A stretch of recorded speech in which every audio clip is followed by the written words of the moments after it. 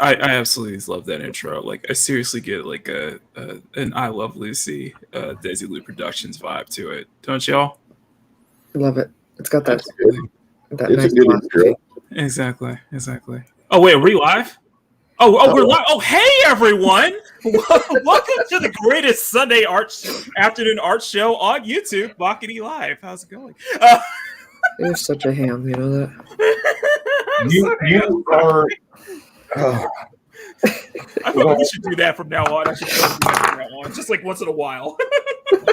Oh, hey, we're live.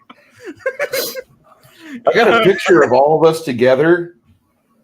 Oh my god! I have a picture of all of us together, hanging out in the fridge. Oh.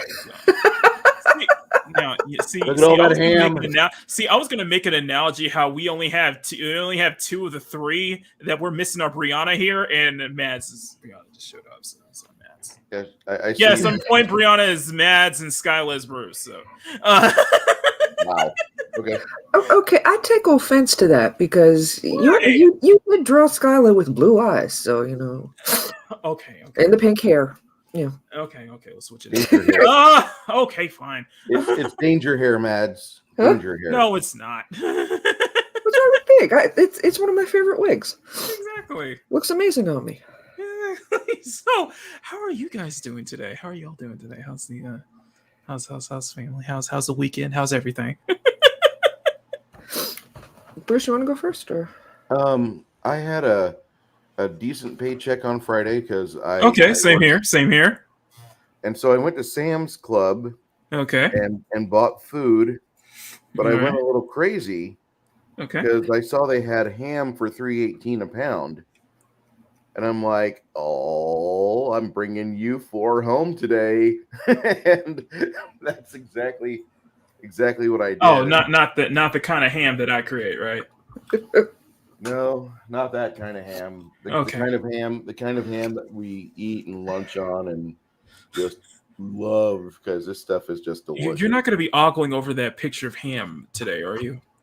I might put my wig on one of them, and then I'll bring in my pork counterpart. Just if there's one ham of me, just do it in black and white.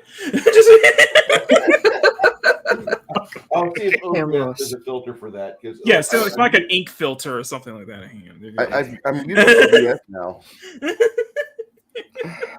The only problem. Don't give me any ideas, Bruce, because you know what I would do with that ham, right? Oh, I'm pretty certain I know exactly what you would do with that ham if it was all yours. Oh boy, it is. These are the best hams I've ever had. If you guys want to see me, if you guys want to see a page of, if you guys want to see me do an interpretation of that ham, check out my sketch diary. It'll probably be in there at some point. It will be the curviest ham you ever sank your hawks into. I guarantee. It'll be worth more than how much he had to buy it. Only hams. I like that one. Welcome to our only hams page. We got ham. We got ham. We got turkey. We got thigh. We got meat. We got everything here. This is a damn. Don't forget the breasts. We got all the meat here. You gotta love Bruce, because he is that atypical American. What? I hear you had a really good weekend. What makes you so happy? Meats. Love it. Yeah, and it's actual. I got meats. I got here's beer. Here's the thing. It's actually good meat, not badly processed meat like Taco Bell or Arby's. We have that's not the meat. No, we have actual processed meat here. Plenty of it. Yep. Dave, my dad was a butcher. That stuff that comes out of Taco Bell and Arby's, that ain't the meats. No. It's just good. Just feel good food. So, anyway, comfort food. Which we're more than just comfort food, aren't we, guys? I'll take that. The only thing we're missing is Chrissy Mayer saying, "I exist to be easy on the eyes for you." No, I exist to be meat for you. I exist. My hands exist just to create the meat for y'all. I am basically a butcher with my pen. Our art exists to be easy on the eyes for you. I do not know where we're going here right now, but I'm just wanting to just get that off tangent thing, just because we're just like, what the heck did we just walk into? I don't know. Mind you, the art that popped out on my live stream yesterday was all rough thumbnails. So It's a good start. Hey, good meat's got to start somewhere, right? And that's exactly I will own that was what, and I said it multiple times, that I wasn't doing a final product. This is just me trying to figure out how I If you wanted to guys get want the to outfit see to Mads Mama Bear look. back in action, back on stream again, check out her latest stream. Mads, if you want, you can drop the link to it in the chat so everybody can see. Let me grab that real quick. So today, I said today's going to be a fun stream because if you guys look at the title, it's not oxymoron. It's not irony. It's not even hyperbole. It really, last week was really this week in disrespecting artists. Oh yeah, he's been all week. There was one thing after another. I have been vocal about that. I have been vocal about this shit. I've been vocal about this shit. And the thing is, you weren't the only one that was dropping this stuff. Yes. So we got shit. I got shit to talk about. Okay. So I ain't going. And no. And by the way, Mads Bruce, no, you can't sit this one out. I will not let you sit this one out. You get to say this too. I am. Of course. So don't even go. Don't even think. Don't get any second ideas. Anyway, I know I can't say any of it out anymore because I've gotten many requests now that I'm officially back since the unboxing. It is fantastic. Yay! Right? Yes, Mads is back, y'all. I'm back, and I'm back big time. Exactly. Exactly. The road to can we start the road to 1K now for Mads? Mama Bear 1K. Can we make that thing in the chat, please, guys? Hashtag Mama Bear 1K. Thinking of, I am 19 away from 500. Make it happen, guys. Come on, let's do it tonight. Come on, or this evening. Listen, I don't care. Look, listen. I went to bed with a dry throat, and I woke up with a dry throat. I couldn't sleep. Okay. You too? Yeah, I couldn't sleep. And I think that might have to deal with the fact that either I let my window open too much to where all that cold air came in, or the fact that I did a double stream on Twitch for what was the combined total of nearly 10 hours. That's a big chunky stream. Yeah, you combined. The first one is officially the longest stream we ever did. We did 5.5 hours. I admit I was in and out watching. Yeah, no, I understood. And I was like, damn, there's still 2 people watching this shit. I was like, there's still 2 people watching this shit. I had 8 people watching all stream long yesterday.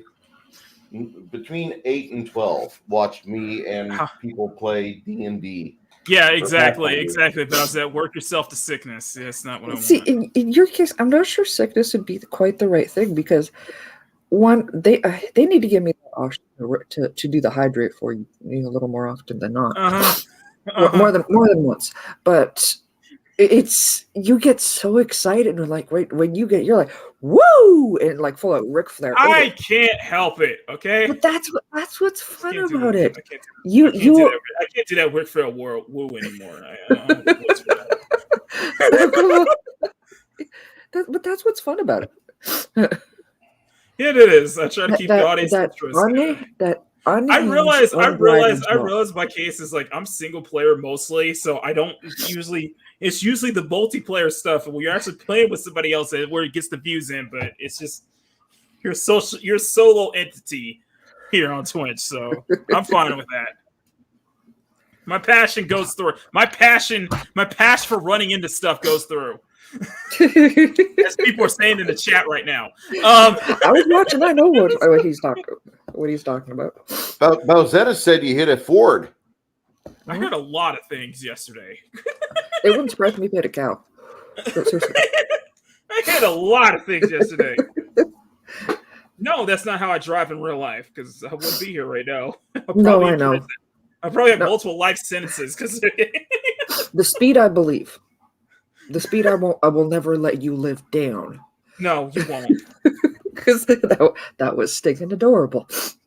Yes, it was. So, yeah, So it's dope. But today we have today's going to be fun because, well, it's going to be fun for me and Bruce because we get to talk. Fun for me, Bruce, and Mads because we get to talk about what we're talking about, and fun for Mads because that Southern boy accent is coming right out today. Oh yeah. Oh yeah. I got shit to say today. Good. But first, before we get to the BS, which I'll probably save for a drawing video tomorrow. Let's say hello to our chat before we. I want to go say to our chat, but before we do that, I want to say one thing. I want to say thank you to everybody who showed up on last week's video. It took off. Last week's video really did take off. I cannot thank Arwen enough because that stream was incredible. That stream was fantastic, and that video was solid. Well, I have to thank Arwen for her insight on that because that was a great video. If you guys missed out on last week's video, it was kind of my way of kind of honoring tribute to the late Kim Jong-gi, and there's still tributes going on today, so there's still plenty of it. So it's just to show how important he is and how important his death means something to me. And means something to other art. It means a lot to our other artists too. So, and I was really happy that I was able to get Arwen to get her to speak her insight, and that turned into a great video. So if you guys missed out, if you guys did not see last week's sketch diary, do yourself and definitely watch that after the show or so. We hit, I think it's like near 400 views and 30 likes. Near 400 views. So. Thank y'all. Seriously. Now, what are we drawing today? Yeah, we're going to continue. I did not get as much progress on page 32 as I did last Sunday. So this is going to be trying to be rushing it. This is basically another Sunday where I'm going to be rushing it to get this out and finished and get the video up and ready by tomorrow. You're not going to rush that one, Makini. You're not. But I can't skip. I said that I'm not going to skip a Monday from here on. I am going to be consistent. I am not going to skip a Monday. As a person that talks to you weekly about I am not going to skip a Monday. Your Etsy store, you need to put her on your store as a purchasable piece because that would look great next to Mrs. Ronenthal's. You're only saying that because of you, man. Delicious. Besides, didn't you say that you were that it was like a week ahead anyway? Because it was, but now I'm going to be a week behind because I kind of slacked off. I didn't get a chance. I didn't really. Hey! Your mental health is more important than your fucking output, dude. I got channel members to do stuff to do as well. Come on. Yeah, and they're going to recognize that sometimes you need to have a moment to yourself, and that's fine. Well, Brianna did say in the intro that I do need to take a break, though. Yes. I'll deserve vacation. Listen to the girl. Listen to her. Brianna, don't fuck me on this shit. I'm just saying, you seriously. She's too nice. You're okay if you always put up sketch diaries. We always know how much you've done because the moment you put 6 inches by 8 inches onto a pad of paper with new work consistency. It's about consistent uploads. Come on, man. You always upload. Everybody knows how far you're getting because you are one of those wonderful artists that you will put progress photos up. Okay, I'm getting ready to leave the desk. Time to do a photo. Bam, up to Twitter, up to YouTube. Community people post. see that, and sometimes it's live on stream too. When they see my phone and I'm already sharing shit out. I'm like, oh, sorry. And the thing is that you always do that, and that's. I'm sorry if that doesn't match the output that you're trying to match, but the fact you're putting up context and content every day. That's great. Hey Java, and you know what, Johnny freaking Cage? You know, Johnny, fuck you. No, Sorry. he is absolutely right though. Yeah, take a break. Destroy a few more virtual cars. We'll be here for you. You know what, Johnny? You know what? Do you want me to bully you now? I will be that our bully kid. He's right. That is for me. That is the sole purpose of video games. I kid you not. When I was working as a chef, you know, that's a high stress industry. No matter what anybody else says, it is one of the top stress industries. To be fair, I would come home from work pissed off because some of my coworkers kept stealing my knife, which were my knives, not the restaurant supplied one. This is a knife, okay? It's not a knife. Oh, I would bring in my own because I don't like the crap that the industry, provides. So, and some of my coworkers would always think it was funny to take one of my knives, and irritate the shit out of me. So I would come home, put on my PlayStation, or PS2 or whatever it was at that point, and kill some virtual creatures. Exactly, you can do it legally. Pop on some God of War, which that man is. Oh my God, that man is my savior, my therapy, and my virtual baby daddy. I love him. You do realize who voices the original Kratos, right? I found that out. That's why I started laughing. Right, yeah, that's DC Carlson, a living single. Yeah, and I was like, holy shit, I didn't know that. You have no idea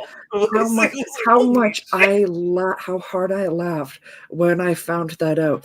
That the man I have said that the character I have said for ages is my virtual baby daddy, who was voiced by. I'm like, holy crap! I really do gravitate.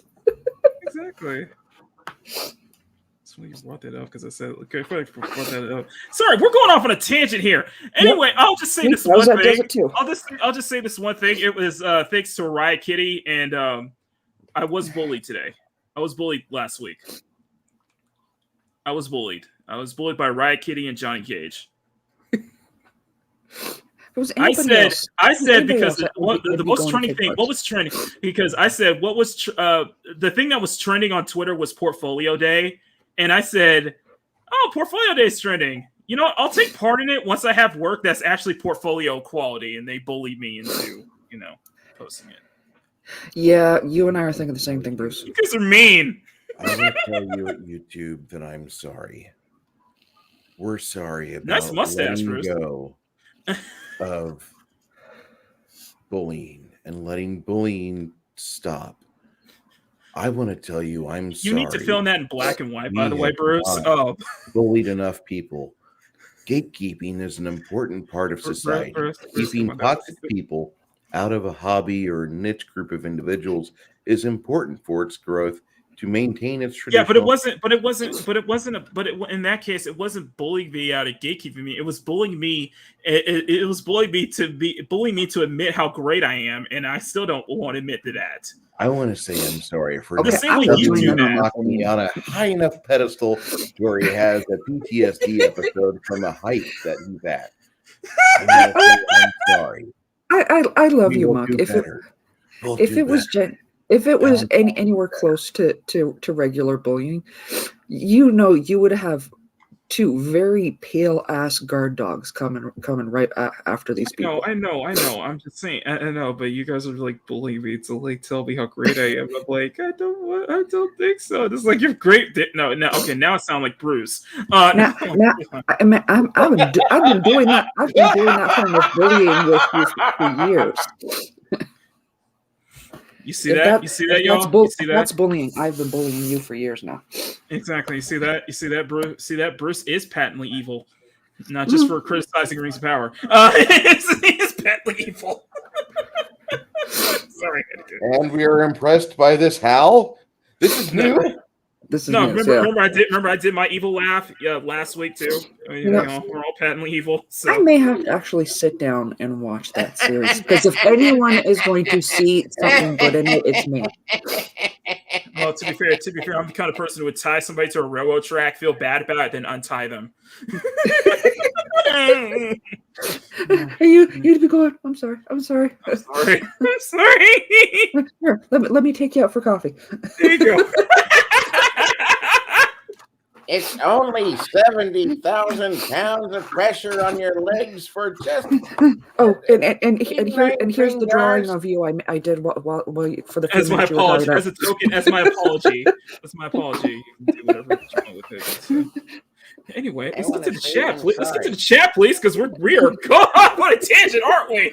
I want to say I'm sorry for not bullying Kevin Smith more. We could have had a high quality show, but instead we got fucked. Yeah, we're not going to go to that one. Let's go there. Come on now. You know, he's bullying himself as enough as it is. Anyway, Lucky, I think it's great. DC Bowsette. DC what Bowsette. is it? I am not a closet Canadian. Shut up. You are a closet Canadian. Shut up. Though at this point, with the interactions I have had with so many Californians, I am seriously starting to. Do you see maple syrup on my desk right now? No. Hey, my maple syrup is in the kitchen where it The belongs. lube bottle by the bed. Okay. You know nothing about that, okay? That's I can throw that accent down if you really want. I have a cousin that talks like that. That was a hard day for me when I found that out. I'm just saying you know nothing about that, okay?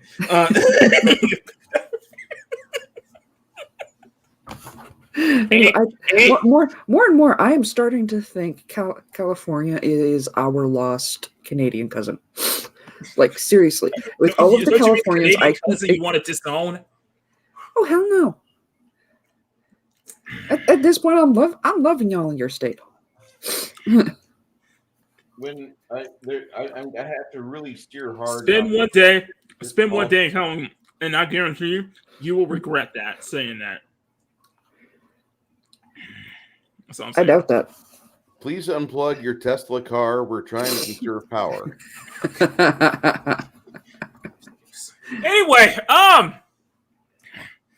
Anyway, so how's it going, chat? How's everybody? I know everybody. We went off on a long ass tangent for only half an hour. Yep. Only half an hour of an intro. But how's it going? One of us. Agreed, stunning and brave Megatron. Anyway, so how's it going, guys? Thank you all so much for being here. If you guys can, please step on that like button. And I got a little bit of an update for my channel members, so you guys will stay tuned at the end for some updates on the channel members as well. So let's go and say hi to everybody. You guys are freaking amazing. Leila Rose, hello. Leia Rose, good to see you, sweetheart. And of course, it's me, Makini. Thank you, Makini, for being here. So it's showtime. Bowsette with the hearts in the chat. Grumpy, hail CSN Nation. Grumpy, I hope you're doing well. Hope your phone is doing well, because I know you're still having phone problems. I hate working on Sundays, but here I be. Yes, here you are. I think. And Dan was going to give you off and tell you to jump on Dauntless. Yo, guys want to say hey, say have fun to Raymond and Chuck. Shut up, how's that? Welcome, Mads. Oh no, Makini. Bruce, where they go? Okay, give it to me now. Mock, I hope you're not sick. You sound like a girlfriend, Bowsette. It feels like it's like emotional swings. Stunning said just got hit. Bowsette is like the better, not so cleaner version of Bruce, but it's the better version of Bruce you get. No, Bowsette is basically a bit the Bruce that taps into me somehow, that taps into my psyche, my mental psyche and such like that. And I compare him to Emerald. He's like him and Emerald are kind of similar things. I appreciate Bowsette on a level. Stunning, good to see you, my friend. We just gotta see we're talking about me. Oh hell yes, we got the meats. All me here, baby. Hey, bro.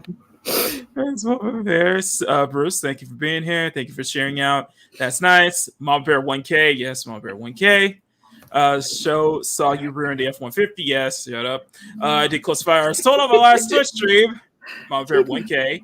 I routinely hit 100 when I decided to drive. Java, good to see you, my friend.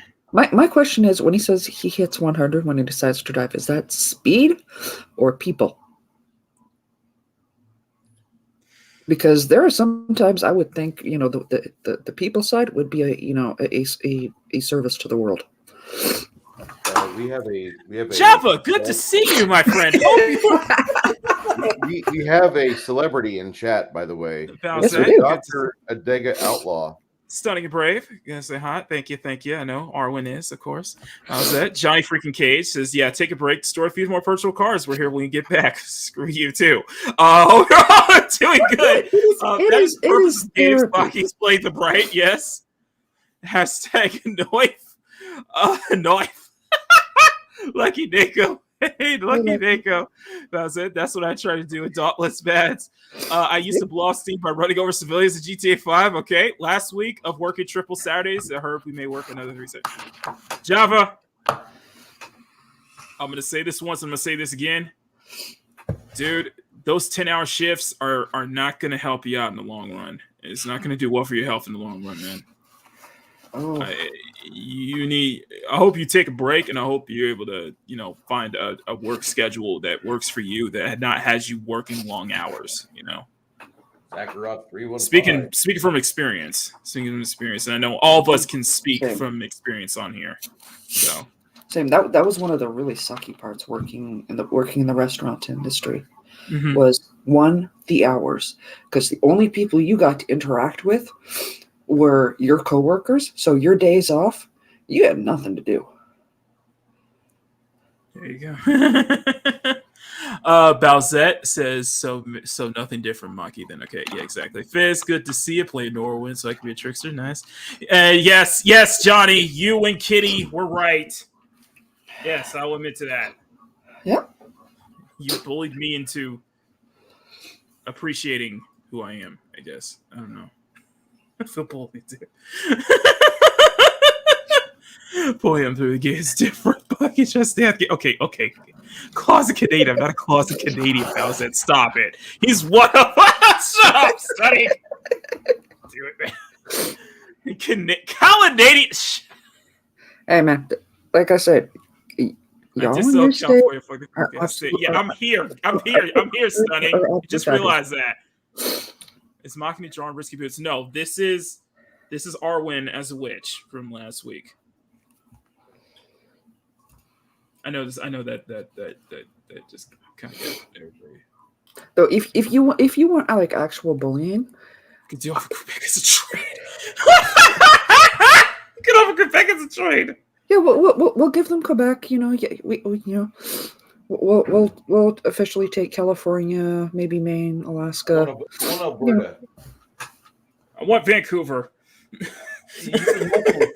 want Alberta. That's where the oil was at. I mean, it's also that way we can have Hollywood South and North. So. Exactly. I want to set up a second house, maybe like a stream house or something. Do you want a house in Vancouver? How bad is the housing there that you want to consider a house in Vancouver? Okay. Let me find somewhere else then. I'm just saying a summer home or a home for streams. My streaming, official Makini live streaming house.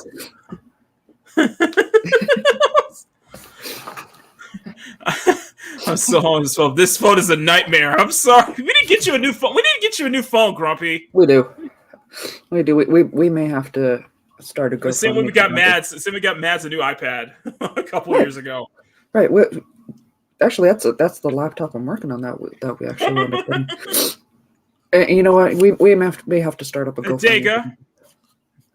Speaking of entertainment that needs to be adapted more into film and TV by the right people. Dega Outlaw, good to see you, my friend. Man with the golden voice. Buy Dega stuff on Amazon stuff. Loki does better at promoting. Loki is great at promoting everything. By the way, guys, this week is ValhallaCon in Arlington. So to everybody who's going to be out there this coming weekend, I hope you guys have a lot of fun. I want to see pictures.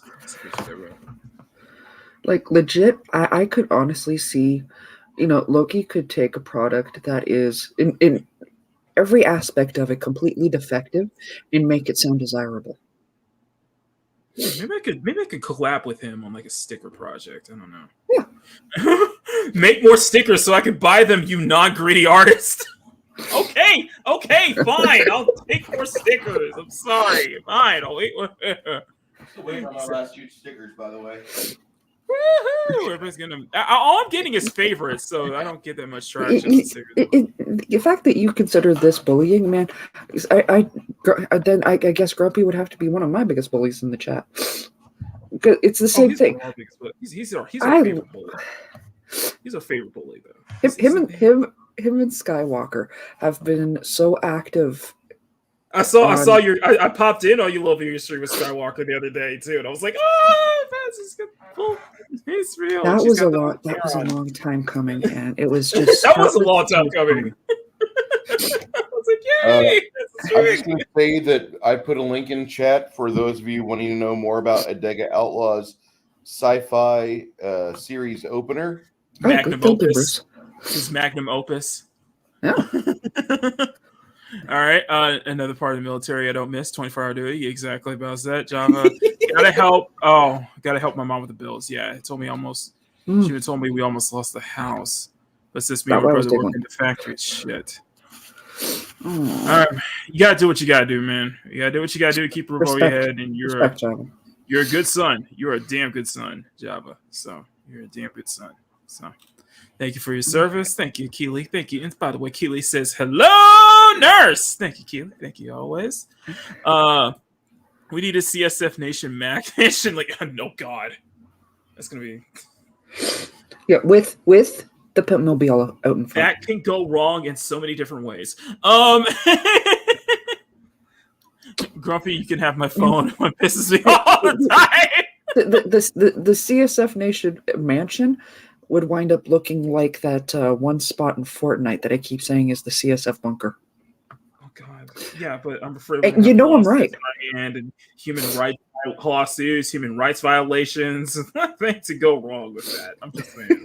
The last time I played Fortnite, this person kind of found me with their shotgun, but I think they ran out of ammunition. They only got one shot off, so I hacked him to death. That's funny. I hacked them to death, and then I carried them into a house so I could kill them before they could crawl away, and I could get shot by a sniper. I like that game. That is a fun game. Oh my God. Okay, why is there Valhalla? People say no. Fizz. Okay, Fizz. It's a thing that Loki's more as a mischief. That's a special event that they do every year. His section of fandom is Valhalla. That everybody in his chat, you know, even me when I join the few times a week I join, will say good morning Valhalla, because that's his area. Exactly. Because it's like I said, because I'm around them so much that I've become basically that I realize that I'm part Viking. Mm-hmm. Hell, I'm drawing Arwen right now. So yeah, there's a lot. shoot, that's a drawing I'm gonna have to get back to, you know, soon enough, because I did start a Heimdall. There's a lot of Norse. I'm just saying, there's probably a lot of Norse in my blood right now. Being around y'all so much. Oh yeah. Well, we will adopt anybody. They only take the cute ones, all right? You never hear people say, like, why are the Vikings ugly? Well, they never kidnap the ugly kid. Hey, my ancestors got a really bad rap. You know. So what I want to say. So what I should be saying is, they came back. They traveled the world. They sampled the local, you know, wildlife. You know, they came back with prizes. Nowadays, it's called vacationing back. But sure, that for them it was, you know. Yeah, no, my ancestors just got a bad rap. They were the original tourists. Loki, if you're listening, I guess you could say, Loki, Arwen, if y'all listening, thank you for kidnapping me, I guess you could say. Yes. Though I am going to say, if you wrap up October without doing a witch version of me, I will bully you, needlessly. Well, you might as well start now because my plate's already full. Sorry. I will take it in November, like a late October, really late October, November. Yeah, but but I send it. Yeah, but it's gonna have to be late November though because That's fine. All right. That's fine. I'm just saying you actually have a witch in your crowd, and if you don't, if you're doing a bunch of a series of witches and don't do the actual one, I'm super duper bullied. Yes. Where are Jabba's art stickers, Baki? Why do you hate money? I don't hate money. Wait a minute. That's what I was chuckling at earlier. I don't hate money. I'm too grateful for shit. Okay, this is what happens. This is what happens when you're too humble. That's my crime. I'm too damn humble. Okay. you did. It's like I don't want the. Go ahead. I'm good. It's like, we want to support you. I was like, you don't have to do. Okay, that's not it. I just stand. Makini is just an island. Just by an island, the Strait of Juan de Fuca. Just by an island. You know what? No. I'm not even gonna go there. That's. No, I'm not even gonna go there. That's a can of worms right there. I don't want to talk about. That is. It's not going to be like that. I guarantee you, it won't be like that particular island. Don't say it, Bruce. I was just thinking, I read it wrong at first. I thought they have a Fupa Island in Washington State. That makes so much sense, but then no, it's one. Wait a minute. It's in Washington State. Hold on a second. Yeah. Matt will crash into it. So glad I could go get. We miss you, John. We miss you, dude. I miss you on Instagram. I miss Instagram. I do, but we need to get you back. No, I'm not going back. I'm not going back. No in hell. I'm they're like that artist I've sent you. Most of his really good stuff is on Instagram. I know, but I'm not going back. I'm not going back there. That pass is gone at this point, and I feel like I'm better off. To be honest. Said the ship has sailed. Yes, the ship has sailed. The Viking ship has sailed. The Makini. We gotta get.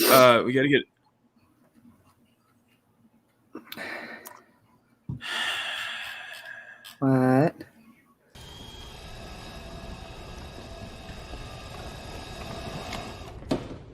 How about new? I don't want a VD room at the mansion.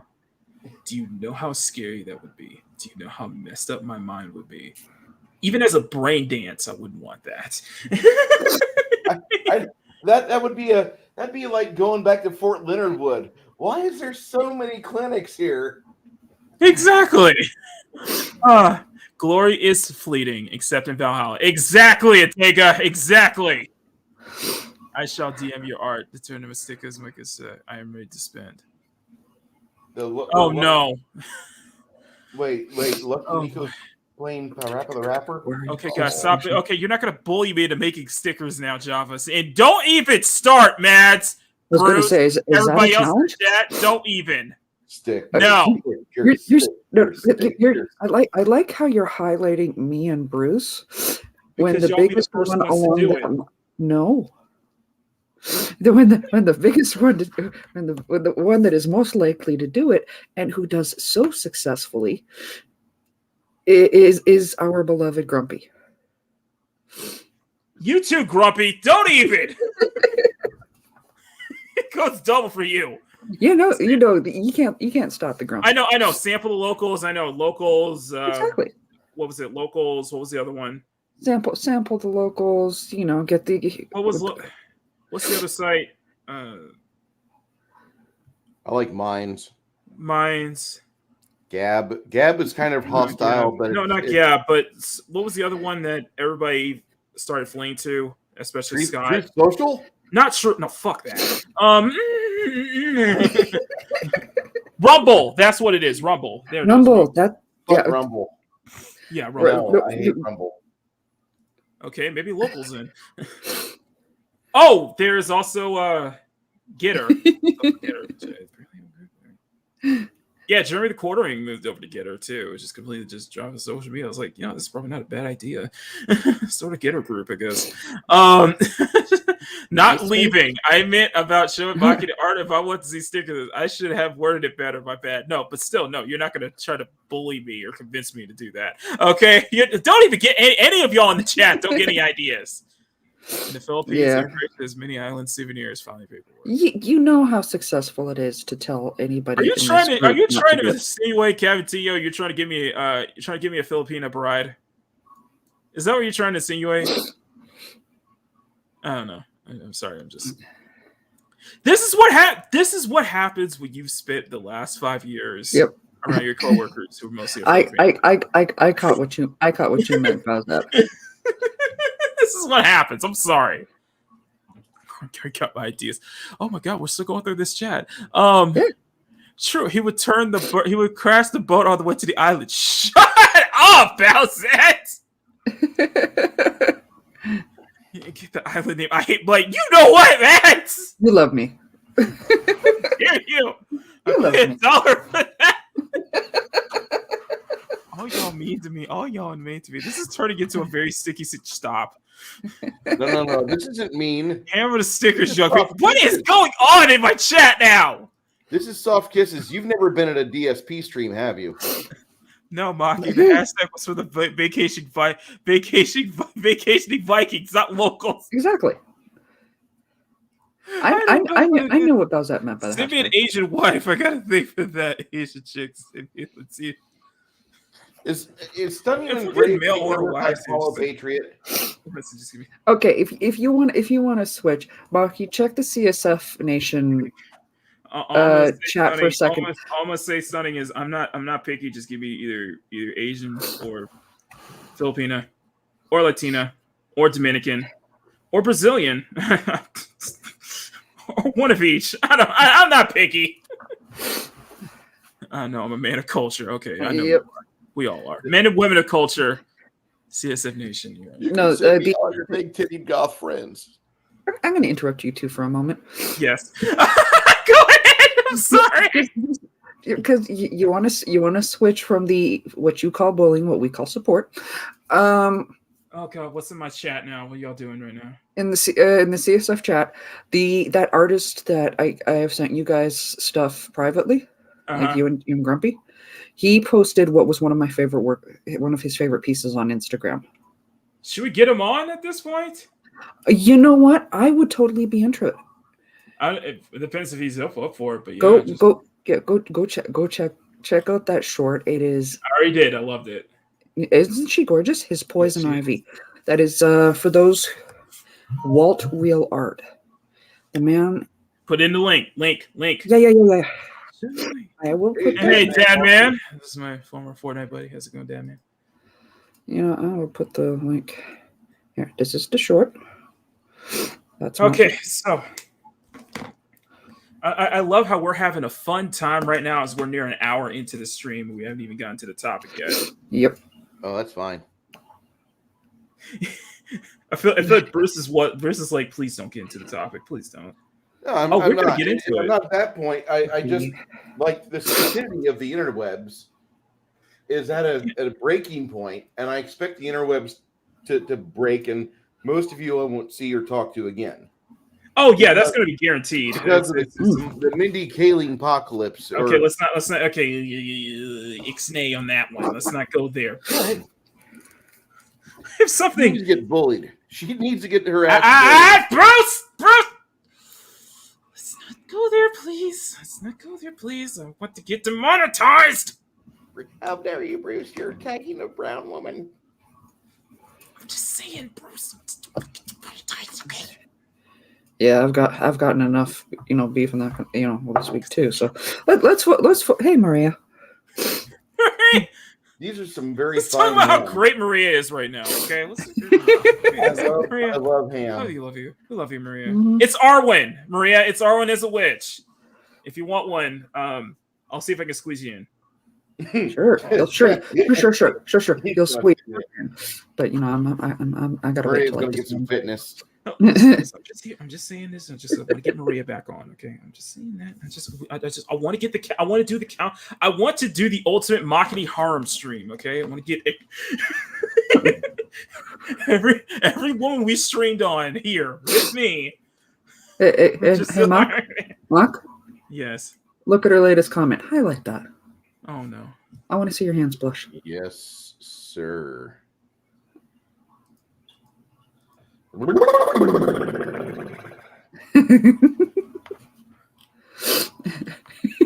Thank you, Johnny. What? Oh my God! Oh my God, it feels so good. Okay, so how many girlfriends do I have on YouTube right now? So there's Mads, there's Sherry, possibly no, and Maria, possibly Max. Sorry. I was thinking out loud. These are a few of my favorite things. I will bounce this gun every woman with straight time. Yep. Listen. There's no doubt. Listen. For the past year and a half, I have accepted the fact that I have a female fan base, a rather sizable one. Yeah. I have said that on YouTube. I have a female fan base. Not even just female. Because I know you got the waifus. That you've got MILF version of waifus. I will never stop teasing you for being a MILF magnet. It's like my drawings are starting to come to life. I don't know how this is happening. Something's wrong in the Matrix. There's a glitch in the Matrix somewhere that just somehow my drawings started coming to life and streaming with me. See, what's going to happen is that there's going to be a day where the art industry around Northern California will have a sale coming up. Stop. And Makini will start a stream like, all right, guys, I'm going to go full DSP on this one. We need to get some money in here so I can get some new pens and markers. I'm almost out of everything. I really need to be able to afford this sale so I can make sure I paint up all these juicy. Yeah, this is me. Yeah, this is me taking over the Bay Area. Basically, I'm just gonna be like, just turn. Yeah, it's just like the Bay Area is just gonna be called CSF Nation. That's this. Oh, we're gonna get an income actually. The CSF Nation of Northern California. Why not? So we got the Bay Area CSF Nation. We've got LA for the cool table. We've got sure. I'm okay with that.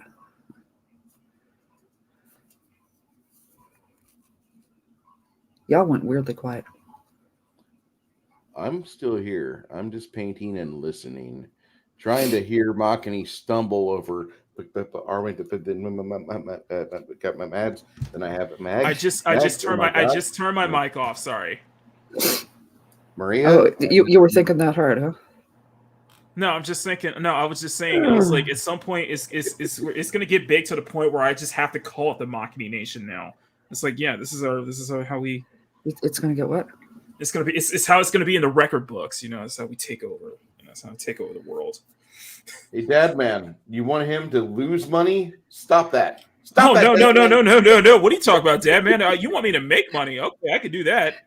Oh, God, that would be so fun. Just draw Bruce in a real kittenish pose, you know, mustache and everything. That'd be hilarious. That'd be awesome. Dad, man, you probably have not seen. I assume you're probably not aware of the picture that I did at 900 followers, right? Probably not. No. Let me hang on. Let me share my screen for a second. You know what, Johnny? We are going to put that on a T-shirt for him. We will figure out how. What on a T-shirt? Johnny Cage's latest comment. Guess who's right next to Kiki and Brianna?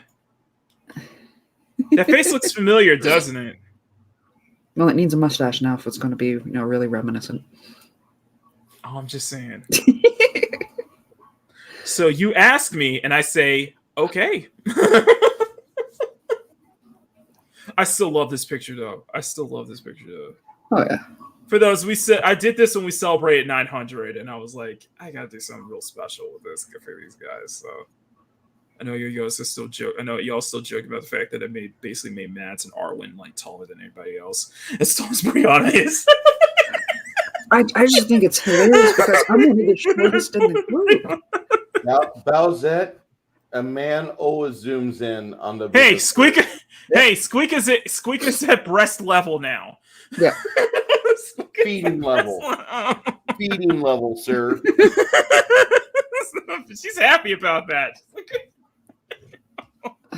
I don't even know how to say that, Megatron. Sorry, I love this picture. This is a very old school thing. It's those moments. It's those moments I'm going to cherish forever because it's like, yeah, I drew this at 900. I did this, and I got a chance to celebrate.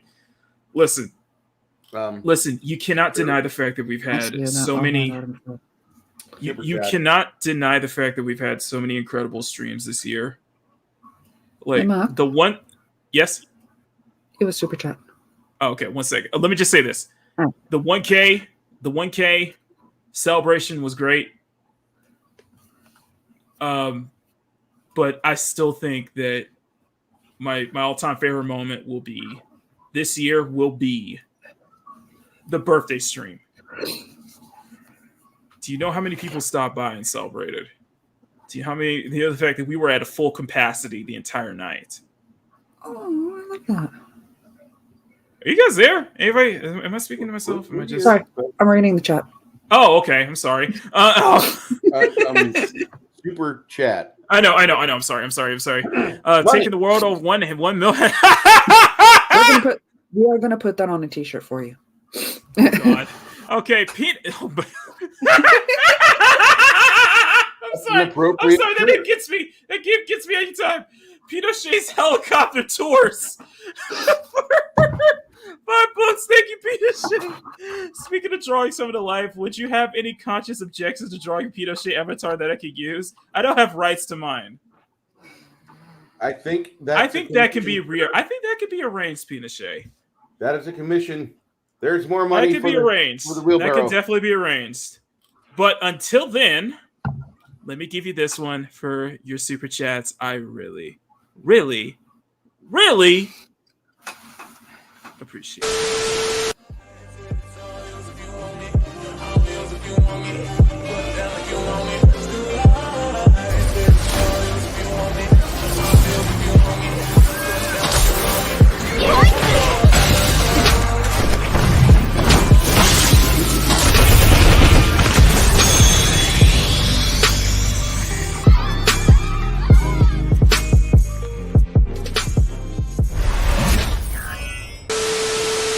Thank you, Pinochet, for the $5 super chat. And if anybody asks, once I get my hands on Street Fighter 6 next year, yes, I will be updating those super chat clips.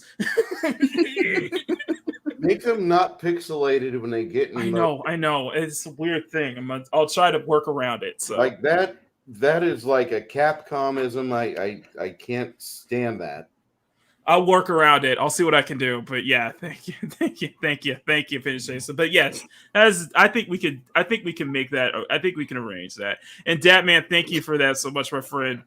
Good to see you again, and I'm happy to see you're streaming too. So just just let people know if you're on Twitch or YouTube, you stream Fortnite, and I'll definitely get back to you on when I can when I could join you on your own show now, because I do love playing Fortnite with you, my friend. So, anyway.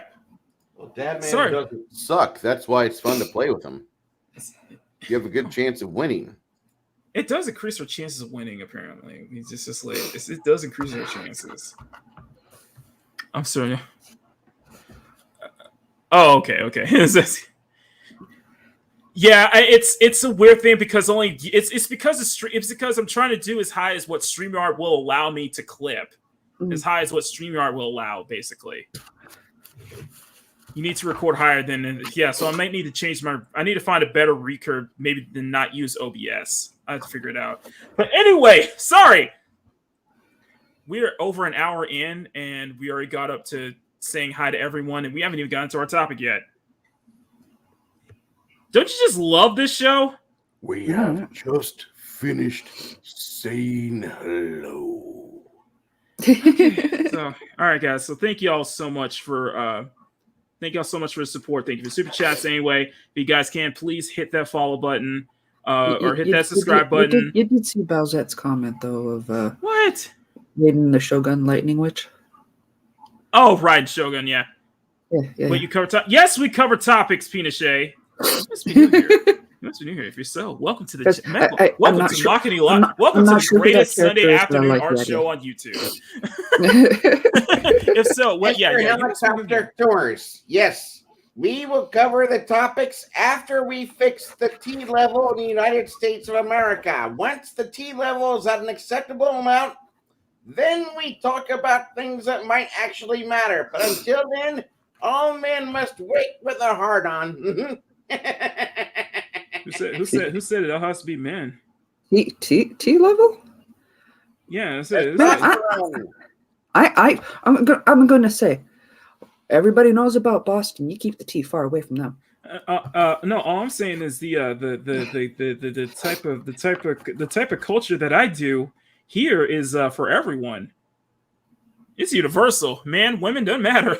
You have to. You're all cultured to me. You're all cultured in my hand. You're proud to be part of CSF Nation. Bellator has a limited vision. You have to understand that he doesn't see everything the way we do. He's just evil. Exactly. Everybody gets a waifu in CSF Nation. That's what I'm saying. Skeletor didn't always look like that. I can't blame him for snapping and. He used to look like King. What was the king's name? Randor. King Randor. He used to look like King Randor because that's his brother. See? Okay. I can't blame him for being pissed off. He lost his face and he turned blue. Okay, how's my audio, guys? I'm curious. Your audio is just fine. Okay, I was wondering if anybody's hearing me because I'm like, I feel like I'm being talked over sometimes. I'm like, wait a minute, is anybody listening to me? Welcome to my world. Oh, okay. I'm just double checking. I can hang out in chats and get talked over. I don't know how that's possible. Even when nobody's talking, you're somehow talked over. Right? It's like your air is talking over you. It's like wait. Legit. I made a comment last week in a live stream, and the host pulled up my comment, was starting to say, and then the rest of the panel just started going. Now I'm just going to continue. I'm just going to go on with this thought. I'm in the chat and I'm getting talked over. How is this possible? You're getting talked over when nobody's talking. How's that possible? Think of it this way, Matt. You're a conversation starter. How about that? Think of it as a positive way. We can start a conversation. Levi. Levi, good to see you, my friend. Miss you. Yeah. I can't do Hot Wheels Unleashed anymore because of that.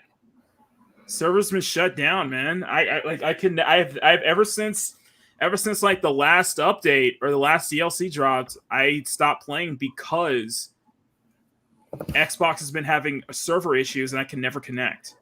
Yeah. I always thought you played that on PC. No, I played it on Xbox. It's got crossplay. That's great, but it's just I don't know. Anyway, we will start a hashtag war with that. Get them and bully them until they actually bully them until they give us Hot Wheels on the Xbox back because you can start off with EA. You can start off with EA Codemasters. You can bully them until you can figure out the fucking issue regarding my damn save file getting erased live on stream. Sorry, I was pissed that night. I remember. Pissed. I was like, yeah, bring back Hot Wheels. Yeah, you got it, Megatron. Yeah, I know. Anyway, no, that's not what we're here to talk about. We got some shit to talk. Exactly. Well, yeah, that's true. I have some hope for Unbounded, but that's another can of worms there. Anyway, that's not what we're here to talk about. No, what we're here to talk about is the topic of the video. A topic of the video. If you guys seen the thumbnail, welcome to. This will not be a segment. I guarantee you, this will not be a segment. But welcome to this week in art disrespect, in disrespecting artists, because we got plenty of that. Didn't we? Didn't we, guys? Yeah. Didn't we, Mads? Hey, we were doing a great job of sticking on topic. You kept saying we were bullying you. Thank you, Bruce. Thank you. I just saw that. Did you see that? Yes. Complaining about a game.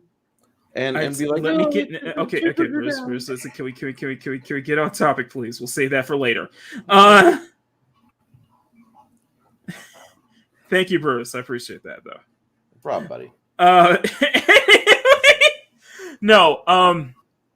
So this week is last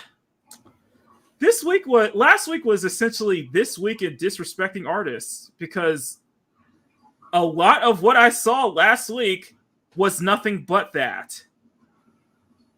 Shall we begin? Shall we? Yeah. Yeah, yes, let's no? do it. All right. We might save this for the video. This might be a video. This might be the topic of tomorrow's video.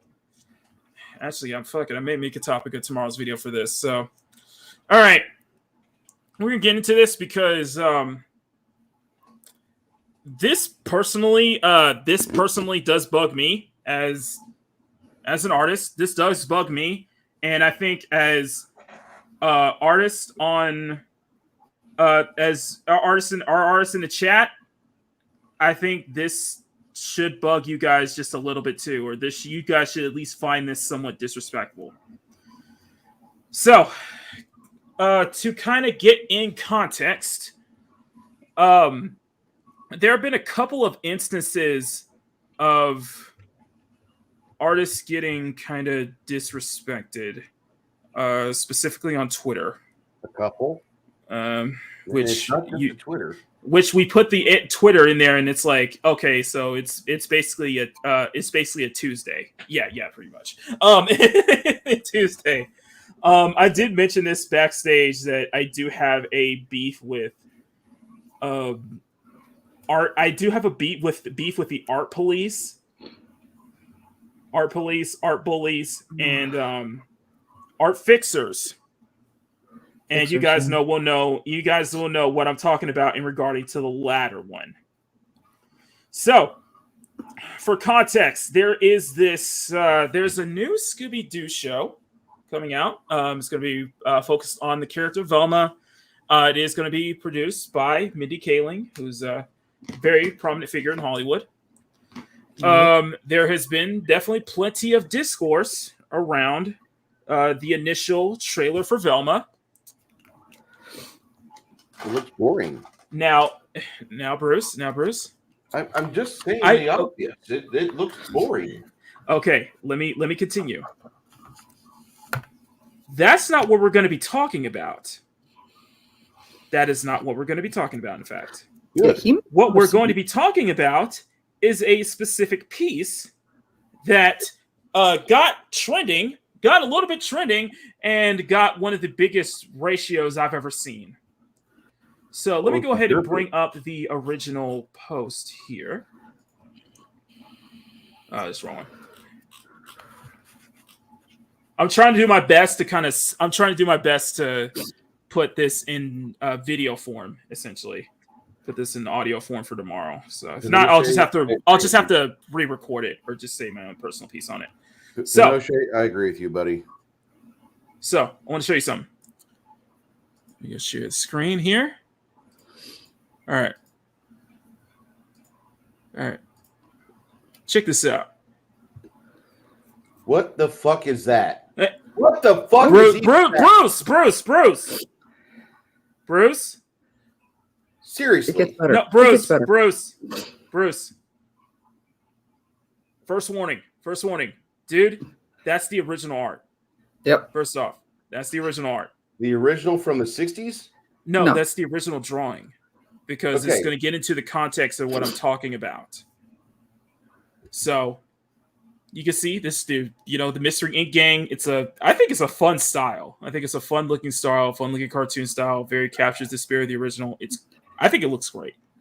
I think they got the characterizations right. Hang on. Just hang on. For those who have always wanted to hear Bruce order pizza, you're about to hear that. Yeah. So this is the original. So say what you will. This is the original. Yeah, so I got this from a YouTuber, Hero Hey, that I follow, who covers this kind of stuff all the time on Twitter. And he covered a specific tweet from an account that no longer exists after this weekend, right? Who did the very thing that I will rant about till the cows go home. See, that's his original. Yeah. This is what they did.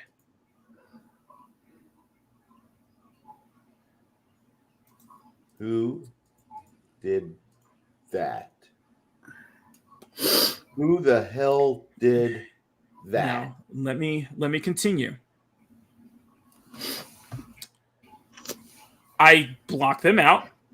Because one, I do not want to be kind of attention. I am not that kind of person who's going to be just send people to attack. I don't condone that at all. You guys, your opinions is your own. No, okay, I'm making that statement clear. They did that to get the heat, get the attention. I don't send people. We don't need to but you, okay, Mads, you don't understand what I'm saying. Sorry, go ahead, Don. What I'm saying is, I block their names out for a reason. I don't want to have this guilt or want to be called out for sending a hate mob or sending people to attack another person. I don't do that. I don't condone that. Period. Okay, everybody's opinions is their own. You don't represent me. Nobody represent me. I represent myself. Yep. Okay. Things and like also, that.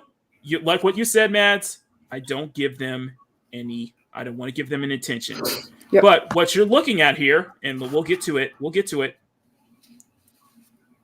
What you're looking at here is a recolor of some of the characters of the original art of the original illustration to coincide with the new Velma show, because the characters of Shaggy, Velma, Daphne, they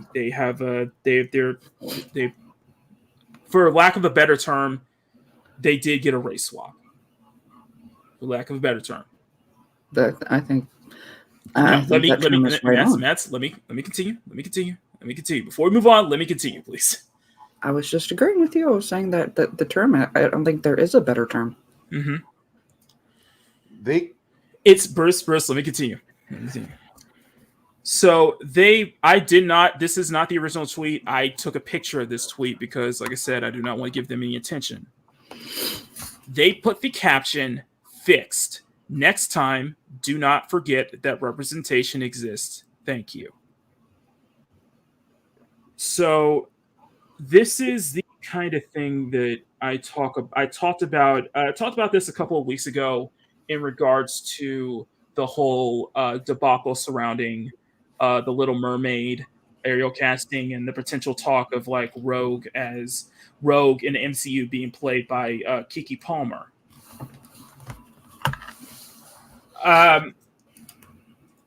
I take it as I see it, and we'll see how it is. However, I did make another topic in that previous video. I made another topic about that previous video, and I talked about art fixing. This is the very thing that This is the very thing that I mentioned. The reason is that I've seen YouTubers like Hero Hey cover this. I've seen other people cover this, where you have people on Twitter who through their I guess you could say self-righteousness, or their own boastfulness, their own thinking that they have good intentions, will take someone else's art and makes those kind of fixes. And Pinochet, I will get to you on that one, because I know that's a double-edged sword. It is very much a double-edged sword in regards to that topic. It is. So I look at this from the intent. I look at this from the very intent of that matter. With this and with that caption, and not only having that caption, but having your name watermarked on your signature, name and signature watermarked on an edit that you did over someone else's drawing directly, not just like redraw. This is directly over somebody else's drawing. That is incredibly, no matter what your intention is, that is incredibly disrespectful. It's plagiarism. It is. It can be. It's plagiarism, and it doesn't help your cause. It really doesn't. And that's where I draw the line, and that's where I get riled up over, because of that intention, because of that, because of that kind of thing. It's like, and a lot of this is competent. And I'm going to be honest about this, and I'm not going to sugarcoat it. And I see this. Whenever I see this kind of art like this kind of fixer like this, art fixing like this, it's usually to take a light-skinned character and make them dark-skinned. 90% of the time they do it with ginger. Yeah, and a lot of times it's you do it out of representation, or in this case, you're doing this out of, you're just bullying and being basically Twitter police. You're just policing their work. You cannot see this any other way. Mm-hmm. This is straight up policing. Yeah. And that's why I have a other problem with quote unquote Twitter art police or art bullies, because that's what this is. And regardless of your intentions, it's disrespectful to do it. And guaranteed, and I will say this straight up.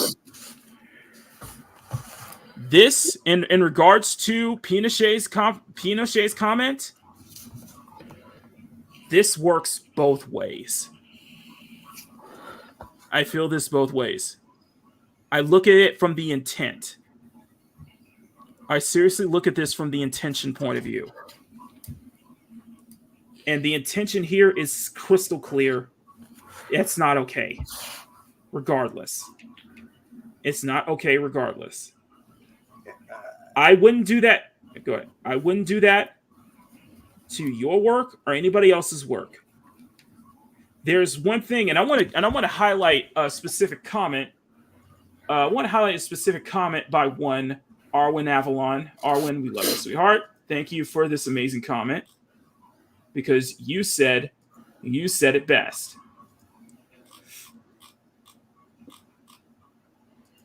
If people want to give me constructive criticism for my work in regards to my technique or try to better my skill, no problem.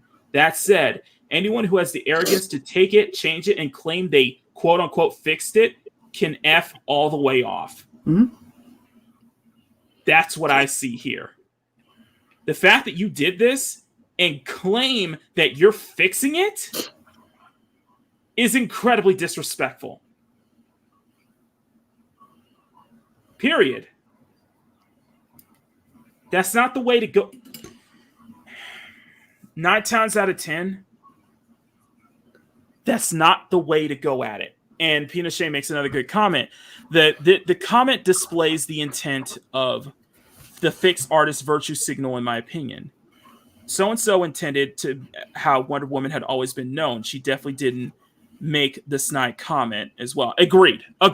Totally. I agree 100% on that. And that's why I say that when it comes to this whole art fixing debacle, I can see it as a double-edged sword because I can see it happen on all sides of the aisle. And that's why I feel personally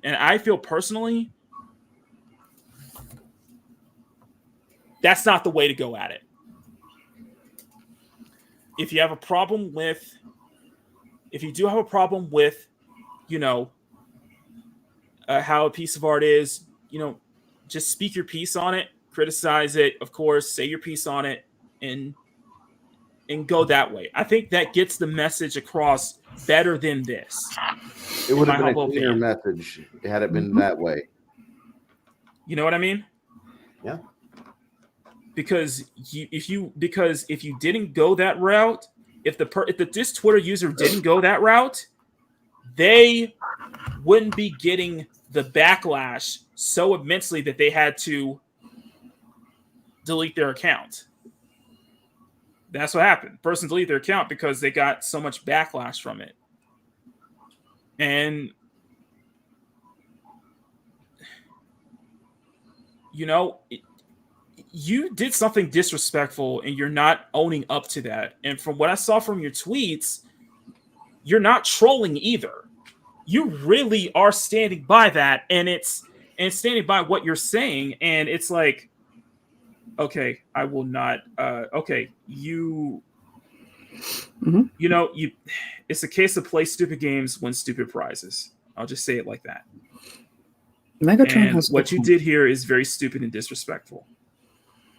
And I will say this: if this was somebody else, if this was anyone else, and I mean this, and if this was anybody else who did this, I'd give them the same thing. I mean that. I would be doing the same thing. I would call them out for it, and I would say this is wrong.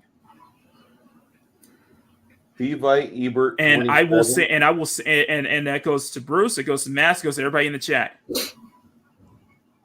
There's a better way of going at this to conveying your message than doing this. I'll explain it in the chat, Bruce. Okay. I would like it if Levi would just be able to find the episodes that Bill Cosby was involved with in the late 70s, early 80s, and cross-reference those, get a list of those episodes, and watch them. You'll understand where we came from afterwards. Because that Albert was amazing. Stunning makes another great point, too. I was actually just trying to say that, yeah. Yeah, exactly. It's one thing to fix something in a constructive way to help the original artist or give suggestions on how to improve, like so-and-so did. But this is clearly done out of spite and bitterness. Yeah. And I say it's a double-edged sword because most of the time when I see this kind of thing happening, it is done out of spite and bitterness. It is never done out of anything constructive. It reminds me of the whole Uzaki-chan thing back in 2020, where people would make those edits and be like, "They are fixed it for you." If you know what I mean, definitely look that up. I know a couple artists have spoken about this. Hirohei has spoken about it. My issue really is the intent, and you're going at this because I think it's incredibly disrespectful doing this.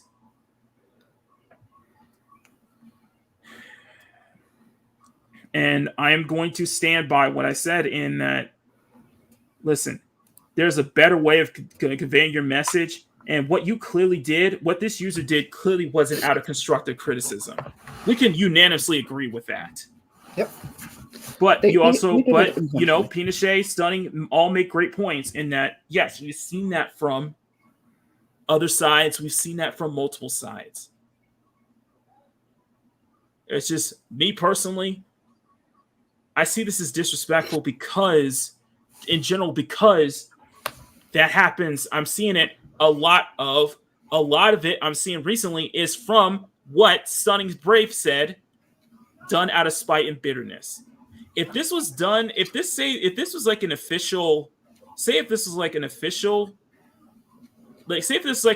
photo, you know what I mean? You do that, then I get the gray area. I see the kind of gray area because I know somebody also brought up in the chat of the whole aerial thing that you saw in China.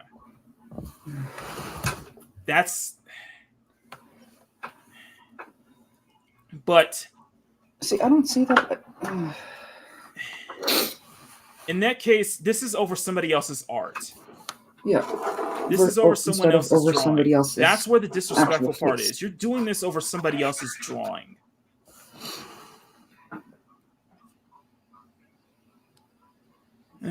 It's hard to. It really is hard for me to kind of. It's really hard for me to kind of see my side on this, just because I just do not see. Mads, guys, can you help me here? Oh boy, sorry. Yeah. Check chat, guys. Can y'all help me here, please? Yeah, guys, can y'all take care of that? Just hide them. Please, just hide them. Yeah, I got it. Thank you. Wow. Been a while since we've gotten smack bots. I've never gotten those bots. That's the first time. I think I'll ever remember last time getting those, but yeah. Sorry. Or that's probably happened before, but I can't remember. But yeah. Thank you. Thanks, Matt. Thanks, guys. Yeah, no problem. But you guys can see what I'm saying. Oh my god. See, I can't do this. See, I can't do this as recorded video, so I'm just gonna have to No, Maki. Megatron's comment. I'm gonna do some serious editing. Yeah. Oh god. You ain't wrong. Oh, Megatron, you punk ass Decepticon. Anyway, but also, Johnny, I cannot read your comment. That is not in my wheelhouse, but I 100% agree with you. I'm not. That sounds at 10. Yeah, it is worse. I agree. It is worse than the original a lot of times out of 10. And Pinochet says, claiming your ideology is the only correct one to claim the moral high ground of fixed is stepping over the line. Interpretation through criticism is one thing, and I agree 100% on that. Do you remember the movie Thank You for Smoking? Yes. You remember the very end of the film?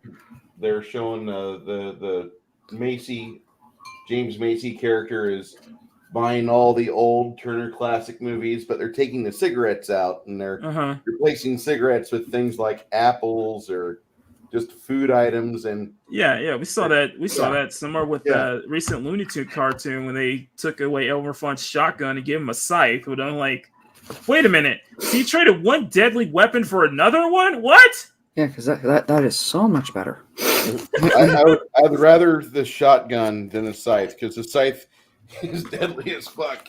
Yeah, I'm just saying. It's not like you hand your kid toy scythes to go play with. No. Yeah. So go play in the wheat, son. Listen, listen. In general, I'm gonna let Bruce and Mads kind of say their piece on this. But bottom line, regardless of intention, I still think it's disrespectful. I still think it's disrespectful, especially you're doing this over someone else's art, over somebody else's drawing. I just think it's just, I wouldn't do that to you, and you wouldn't do that same to me. I wouldn't do that over Mads or Bruce's art, and they wouldn't do the same over mine. Yeah. And especially when you have an attitude like that, and have an attitude and such a moral high ground of that, where you're just better off just redrawing it. If you're that steadfast, and if that bothers you, if this picture bothers you that much. So, anyway, Bruce, Mads, you got the floor on this one. Go ahead. They only do this. They do this mainly for attention. Yes, I see this. I see this in so many, not even just the art community. You know, this is nothing more for me than the same nonsense of starting beef for the sake of clicks. Right. And you guys don't know this, but I have come under fire for that kind of stuff lately. Just as a guilty by association nonsense. Yeah. GB. And you know what? I started this hashtag on a different channel, and I'll even say it here. Beef belongs in the kitchen, guys. Ain't no other place. This beefing for clicks, this starting drama for clicks, for attention. The only one that it makes it look like a fool is the one who started the shit. Right. Also, well, beef. Well, we also bring the beef here, you know. We know you got the meats. I'm just saying, Madge. You know, we also got the beef here. You know. Yeah. We got all the meats here. You know. Yeah. In fact, there's plenty of meat on screen right now.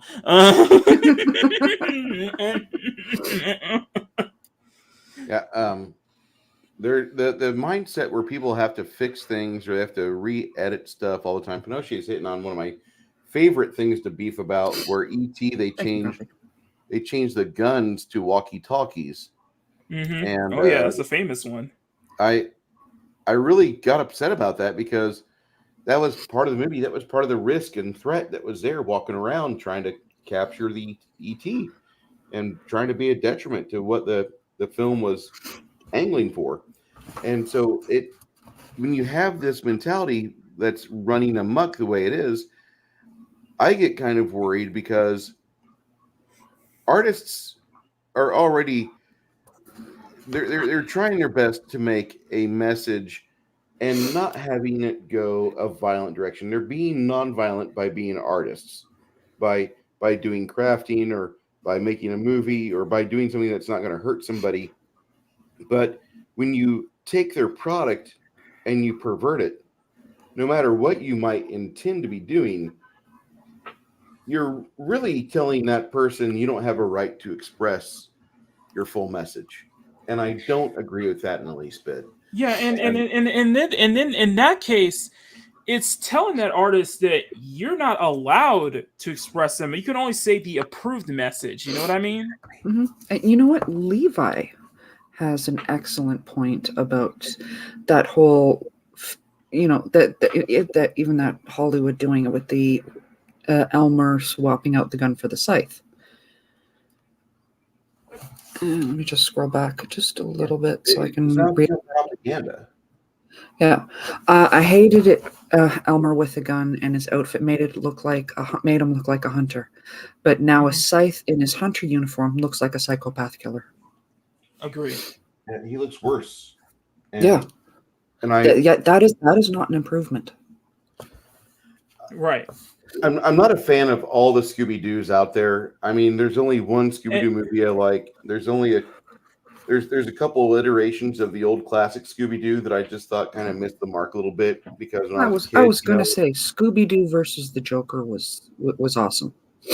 Yeah, go ahead. Sorry. But the thing is that, like, you're not going to always appreciate things. There are episodes of the Super Friends and the Superpowers that I didn't appreciate either, where they're like, God, I guess we have to have filler before we get to the really good, like, 5 episodes that are going to be worth a shit this season.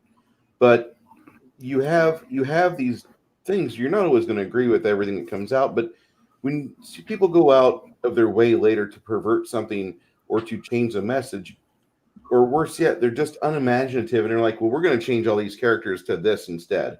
It'd be like the Fat Albert gang being nothing but a bunch of gingers and mix in Dublin. And are you trying to get us canceled? Why would we do that? There'd be no reason to turn Fat Albert and the wonderful gang of his friends and cadres he's got and turn them into anything else than what they were. And that is one of the most iconic shows. That goes into the whole race swapping debate, and I really don't want to. I really don't want to get into that. I really don't. I've honestly gotten tired of it.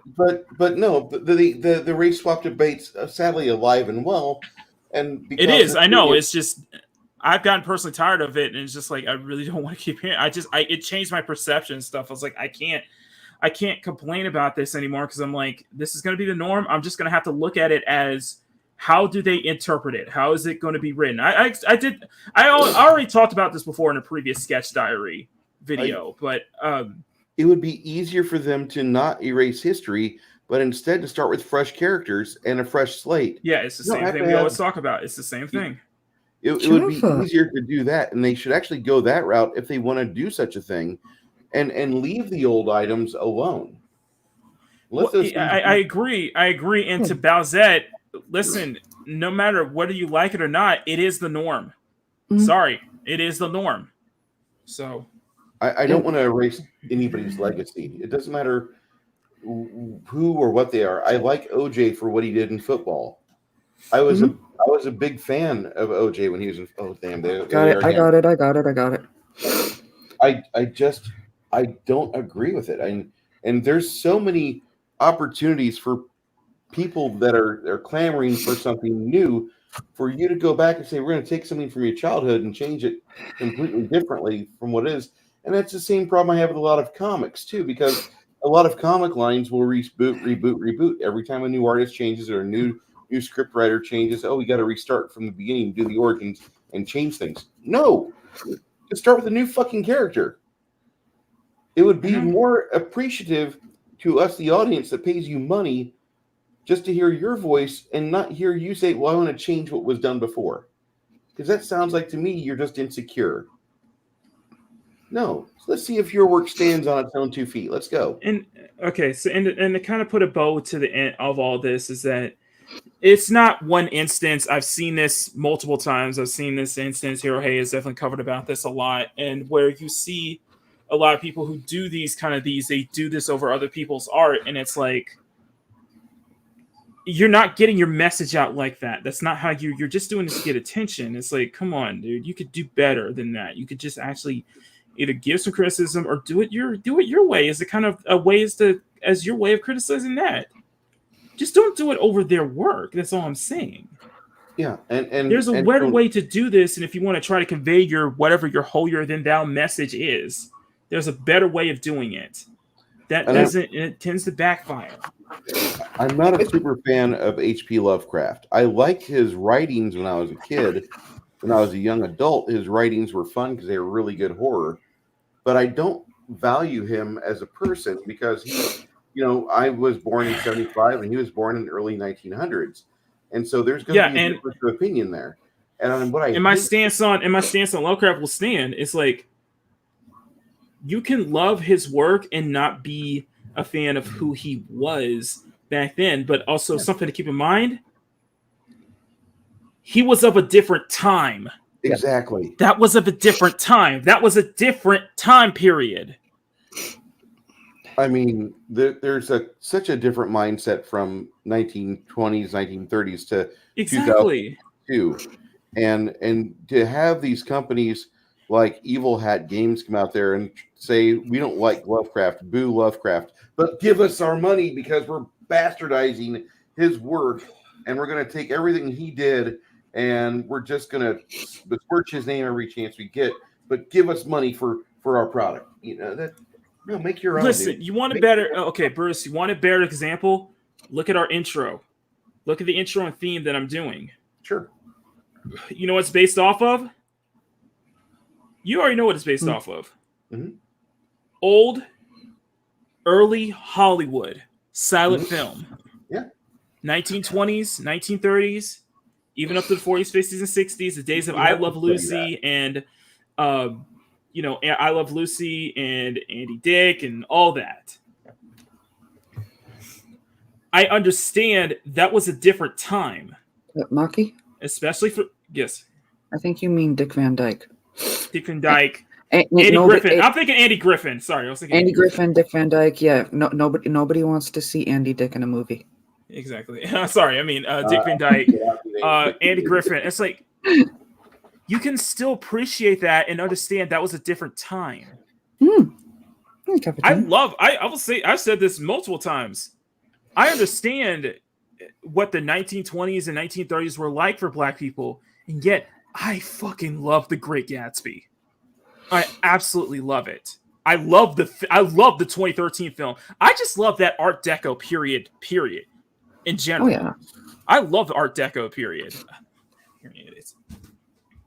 You can appreciate that even though knowing, that was a different time. That's how I see with H.P. Lovecraft. You can love their stuff and know that was a different time back then. It's not surprising. You shouldn't be outraged over that.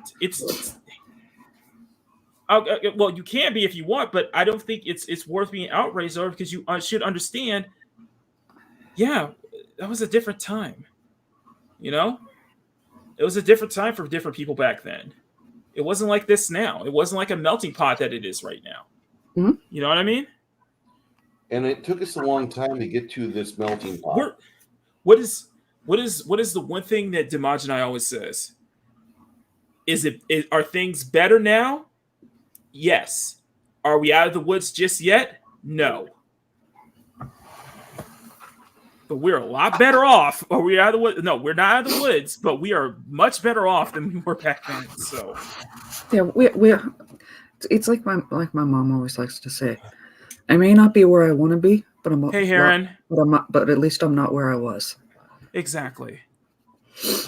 Maki, I sent you a direct message on Discord. I don't know if you can pull it up or not, but I think it's kind of relative, kind of important to it.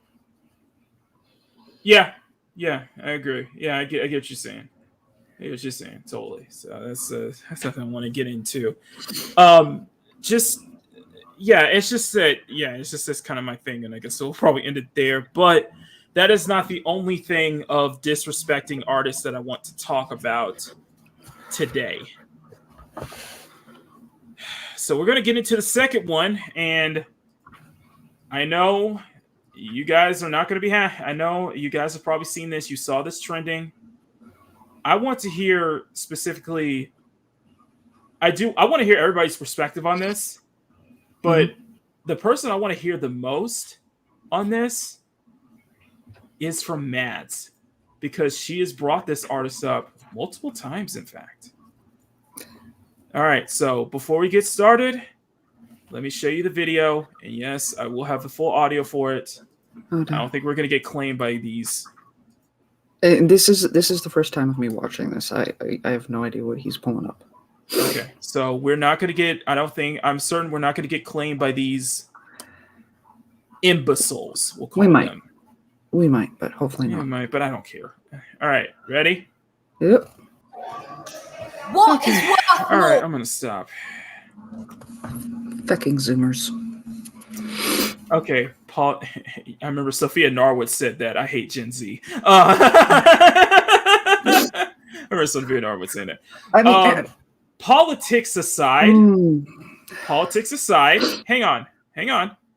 Politics I recognize aside, what that painting is behind her. Yeah, they splatted tomato soup or oil on a specific painting.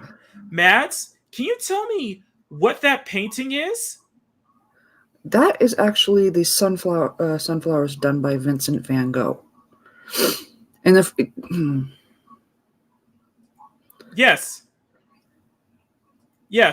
they actually sprayed oil or tomato soup on a famous Vincent van Gogh painting with that claim.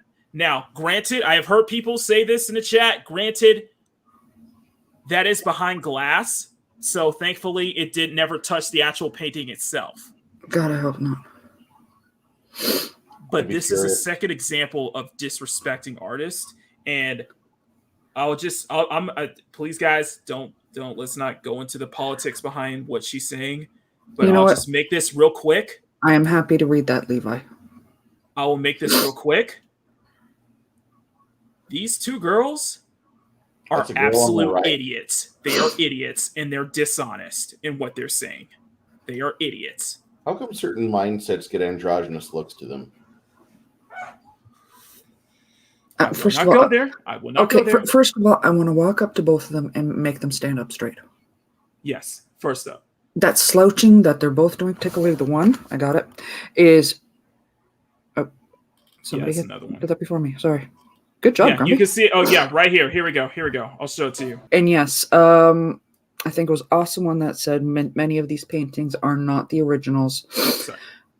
I know. That they put up. So thankfully, it was not a priceless piece of art and history and the fact that they chose one that was somebody who was not only from my own culture, from the country my father was born in, but somebody who suffered with mental illness his whole life and succumbed to it. Yes.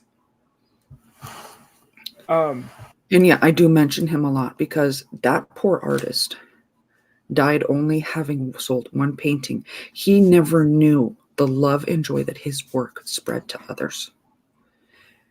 And for these two Zoomers to turn around and make an idiotic damn point, whatever point they were making is completely gone by doing this action. And this is the kind of nonsense that needs to be stopped up.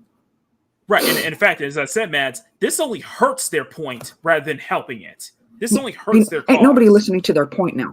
Ain't nobody listening to their point. So, regardless if this is, say, a replica, this is another example of disrespecting artists. I'm sorry. This is just disrespectful. This is incredibly disrespectful, and this is dishonest. It really is. We're not going to get into the politics of what they said, but no, this is incredibly disrespectful to do this. Frankly, the politics of what they said is completely pointless. Yeah, it's negated. It's pointless now. They could be throwing a fit over pancakes for all I care. Yes. You always go with pancakes, never waffles. But to make that scene, I still frustrated over the pancake debacle a couple of years ago. Aww. I make my own pancakes, but still, she was family, and one of my favorite jokes for people. And I can't make that joke anymore.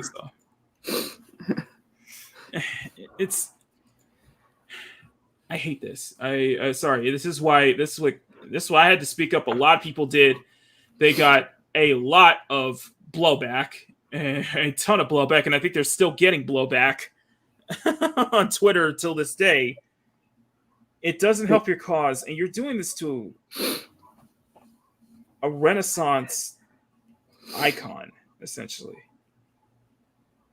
Like Van Gogh's like, if you're an artist and you went to art school, Van Gogh's like one of the first things you learn about.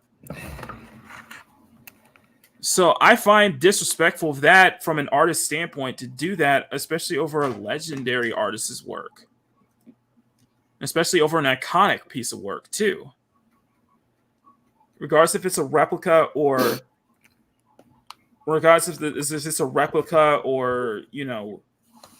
the actual painting itself. So the activism behind this is completely null and void now. You're not helping your cause. You're only hurting your cause. Mm-hmm. And you're not making your side look good by doing this. And yeah, I think that you put it best, and Sophia Norwis put it best. Damn Dan Ziers. Fucking Zoomers. You know, when that one that you like to pull up every now and then, your boomer girl, you know, came out, and that was all popular. You have no idea how badly I want to do a response, doing in the same manner of going, okay, Zoomer, whatever you say, Zoomer, you know, fuck off with that shit.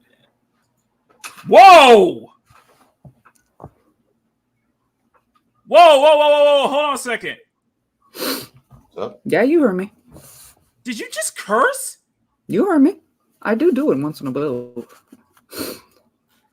Oh my god. We just heard Matt's curse. I am tired of these people doing this nonsense shit. Boy, that escalated quickly. I mean, that really got out of hand fast. It jumped up a notch. It did, didn't it? I'm sorry. Sorry, it's just like, holy crap. This curse. It's like culture cursing. It's just culture does it more often than Mads does. Yeah. Well, culture hangs around people who curse more often. I mean, that's true. That is true. That's true. It kind of slips out of them once in a while. Yeah. But you were saying, sorry. Matt. Sorry, I'm reading Levi's comment. Okay. He's Yeah. been on Do fire you want on me the to chat, highlight too. it?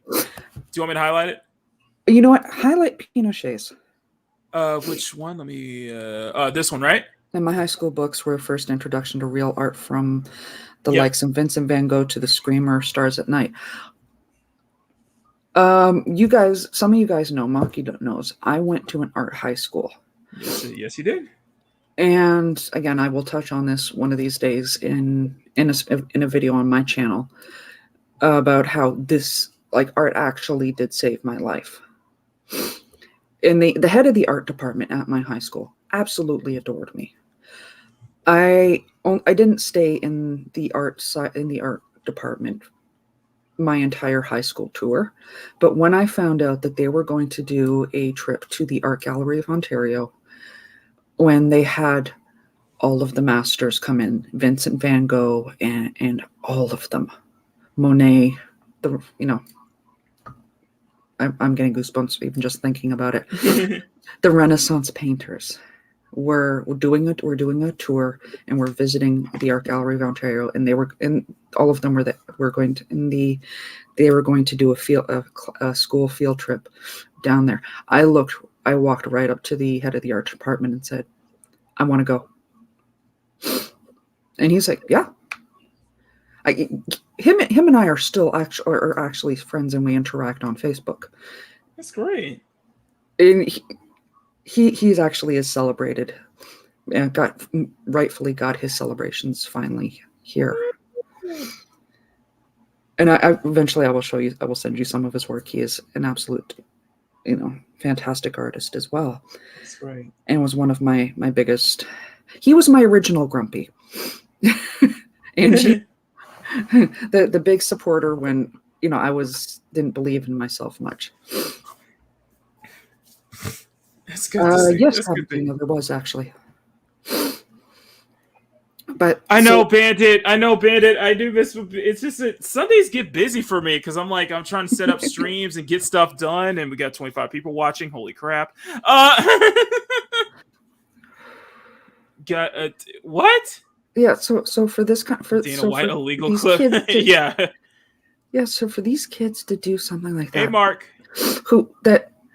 That his art is so moving to so many people. I mean, it was even featured in a whole episode of Doctor Who. They traveled back in time and went to go visit Van Gogh. I even had for the longest time, and I will get another one again of the Van Gogh inspired TARDIS explosion, which is from the TV series. I had it. I wanted to frame it, and I am going to get it back eventually. I love this stuff, and I'm just tired of these people creating beefs and throwing fits over stupidness. And of course, if you wind up clapping back at them, then they're the victim. You're gonna do this? You want to walk along with the big boys? Don't claim the victim. You stand your damn ground. Exactly. So I always try to learn how to. And Ed Roth's art? Oh, we gotta. Levi, you gotta.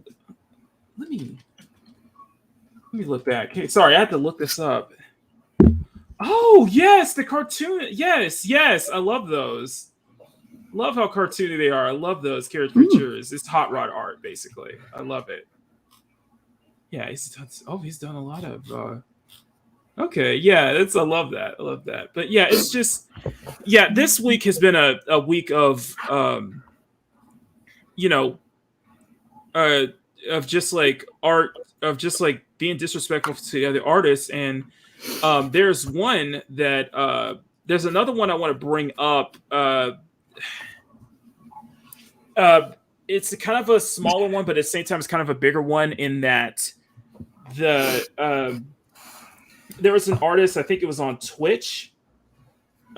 She was doing a stream when someone on her chat or someone in their chat took what they were working on currently and used an AI program to finish the rest of it. And they tried to go after them, claiming they copied it and such like that. And they got, absolutely ratioed to the point where they deleted their account as well. Good. Yeah, so it was it was basically an art. I guess you could say that was an art thief. I think the best video I forgot. I know Hirohei and Rev Says Desu have covered that. So let me go ahead and put that up, or let me go put that in the chat. Yeah, you do that. You guys can, so you can see what I'm talking about. Kitty Bear, love that comment. You actually made me chuckle on it. But Ray Venkman turnarounds says the most common rule in any art displays: don't touch or damage the pieces. Exactly. And that is because a lot of the older oil works that's done by the Renaissance painters, the classical painters, the traditionalists, all of that. The oil on your fingers can destroy it. Mm-hmm. Yep. Agreed. And and I think it brings up to what I was saying about when when King Junji's passing, how I always want to do kind of an art show like that, or where I can draw on a mural. I got this comment from Liam Grey Wolf last night on Twitch, who said, I do work that he wants to see in a museum. He wants to see at an art show. He wants to see me do an art show of it. Mm-hmm. That means a lot. And so seeing this is like, yeah, and I agree about that. There's way more protection. There's way more protection when it comes to those older pieces, especially when it comes to old masters work like that, especially at art galleries. And I understand that. So it, thankfully, it wasn't like damaged or anything, but still, the intent, I think with this and with the Scooby-Doo one, it really comes down to oh yes. Reread that one. Which one? There's more protection for cave paintings than in that art gallery, though. True. I'm sure you got a point there. Though your point stands as well. Yeah, but I think with this and the one I just brought up earlier, and with the one I just mentioned, it's a base of intent. Mm-hmm. I think it comes down to intent. When you see something like this, I'm like, okay, and you have that kind of that message. We know that your intentions are clear, and you're getting attacked not just for disrespecting an artist's work, but for your intent on disrespecting that work as well. That's what drives me. That's the kind of thing that drives me up a wall a bit, just because because of intent. Yep. And they see old saying is road to hell is paved with good intentions, and that's the end. And with that, there's a lot of good intentions out there, if you know what I mean. And yeah, that. Sorry, go ahead, finish up. Yeah, exactly. Oh, nice. Yeah, Belzette says you can't even go view them anymore just because breathing damage. And Levi, yes, exactly. It's 100% going. I went to a lot of car shows. That is the exact thing. I agree 100%. They wouldn't even even in our show here, they wouldn't even let us kind of. It's kind of a funny story. I think it was a couple pictures where it was like looking at the Lamborghinis, and one of the presenters actually took my phone, and she actually took pictures of one of the Lamborghini's interior just for me for doing that. So because we couldn't peek in and such like that, so I thought that was cool. Hey, Mark, didn't these kids use super glue to glue themselves? Yeah, they're extra stupid. So that adds on to the. That's why I love Kitty Bear's comment. Isn't super glue a product or byproduct of petroleum? Yes. Mm-hmm. Okay. All right. Yeah, that's like I said. They are. They're idiots. They are idiotas. They are the grand of idiots. Oh, we'll call them what they are, idiots. They're Zoomers. Shout out to the supernatural community. They're idiots. Yes. This is what happens when you're just like, you could say this is a classic case of it, I guess you could say schools indoctrinating and just like college indoctrination and stuff like that. But it's just like, this is what happens when you don't do research. When you're not doing your research, you're just kind of sticking to whatever the teacher says all the time.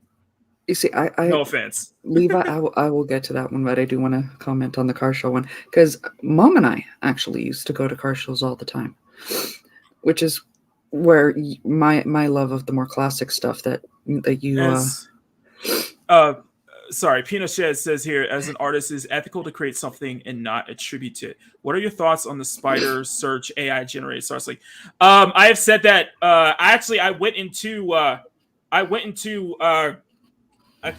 great detail about that in a previous Monkey Sketch Diary. But to kind of put but if you want kind of a general thing, I think that you can use AI generated programs like that as a way to help artists. I think that could be a great tool for helping artists, to be honest. Mm-hmm. I am neither for nor against it. However, you did bring up a good point because I did see a not safe for work artist get a lot of flack recently for a piece that they did, which people found out was actually done through Stable Diffusion. Like, they could do a side-by-side of their work and the style, and you can tell it's AI generated. And from, I've actually made a tweet about that. I made a tweet about that last week or so, a few days ago about that. My stance is I think that AI generated art can be an absolute great tool for artists and to help improve artists, but at the same time, do I think it's going to just? Do I think that it's just going to replace artists and all? Hell no, no way. It's not going to be a replacement. It's not going to be like this end of artists not going to get gigs. No, that's not going to happen anytime soon. I doubt that with advanced technologies getting, artists are just not going to be replaced. Period. But I see this as a great tool for helping artists, though. I can see this as a potential tool. You know what I mean? Mm-hmm. So, like I said, I'm neither for nor against it, Pinochet. So, but I do see I can see where it can be beneficial. I guess you could put it that way. So hopefully that answered your question. But I did do an entire video of that a couple weeks ago. So, but yeah, in regards to the artists, it's just like and of course the artists I did mention did have a history of tracing over another artist's work, and but you'll have to go to my Twitter, you have to go to my timeline to talk about that. I won't talk about it here, but they did have a history of that, and it does put their work in. I still believe that it does put their work to question, especially if you got a big jump in followers on Patreon just because of that AI generated artwork. You know what I mean? And I know that Grant Gregory, he does AI generated art for a living as well, and that's his forte. And I remember him being on stream with him, Ginger, and everybody else talking about that, and it's so fascinating to look into. And I told Grant the same thing. I am neither for nor against it. I see this as a beneficial tool for it, but I don't think it's going to just replace the artist or anything like that. I can see big companies use this as a kind of like I can see companies use this as a way to kind of quickly generate like concept art. You know what I mean? I can see that as a good tool for that. But other than that, and I know it's going to be used in the right and wrong ways. So it's an interesting thing. It's a very interesting thing. So Pinochet, I did a full sketch diary entry on that a couple weeks ago, and if you like, I'll put it in the chat on the video I'm talking about, so if you guys can get further my thoughts about it. So, woo. See, the problem with this is from my perspective. The problem that we're seeing with a lot of the nonsense that comes up, yes, that is largely, I hate to say it, largely Gen Z, is sadly the way I see it is this is a natural progression. It is. Many of us who are like 30 and older will probably be able to look back and remember pretty much everyone in their 20s thinks they know everything. Exactly. And no hate to anyone that's in our chat that is in that age range. Millennials, baby boomers, etc. Yeah, we all went through that. Unfortunately, or at least fortunately for us, we didn't have this access to social media to have it highlighted and on camera all of the time. So I think because it's Gen Z doing the same thing that we've been doing, that we all used to do when we were young. We all did stupid shit. We all did stupid shit like that. But the thing is that we were right because we know better. Because right, but I think I think you hit the nail on the head when you said that, Mads. I think the problem with when it comes to Gen Z doing it, and why we see it as much more egregious and possibly much more worse, is because because we're in the age of social media right now, where everything, and I mean everything, is on display. Literally. Right. You can find boo-boo channels.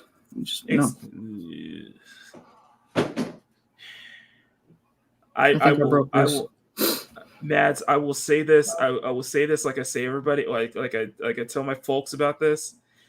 The internet is a beautiful yet horrific place at the same time. It is beautiful yet scary yet horrific at the same time. I mean, I love the internet.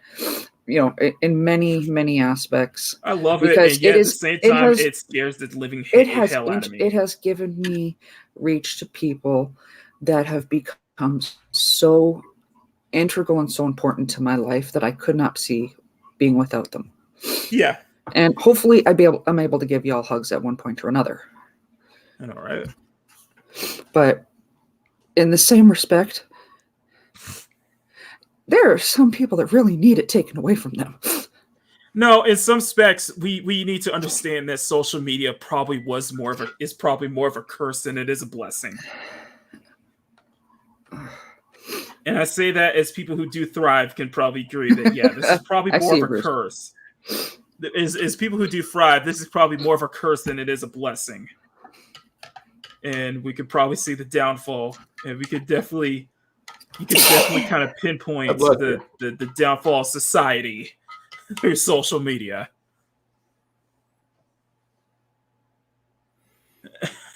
We're seeing, yeah, exactly, right, exactly. I look at the whole meta thing, and I'm like, Ready Player One is not supposed to be an instruction manual, guys. It was not that good of a book. Exactly. It works as a movie. It's not supposed to be an instruction manual the way 1984 isn't. Yeah. These were supposed to be fiction. Fiction, guys, come on. You don't learn. It's like, okay, you clearly have not learned the warnings behind this. Someone's comment, I misread it originally. Because it does. I agree. It does show the good. There's still shows us that the evil that already exists. I read that as social media shows us the evil thought that already exists. And you know what? I think it stands just as well.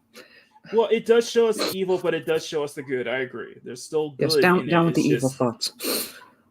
There's good in it. It's just, I mean, come on. I think it's just a lot more of it is more on the nefarious evil side.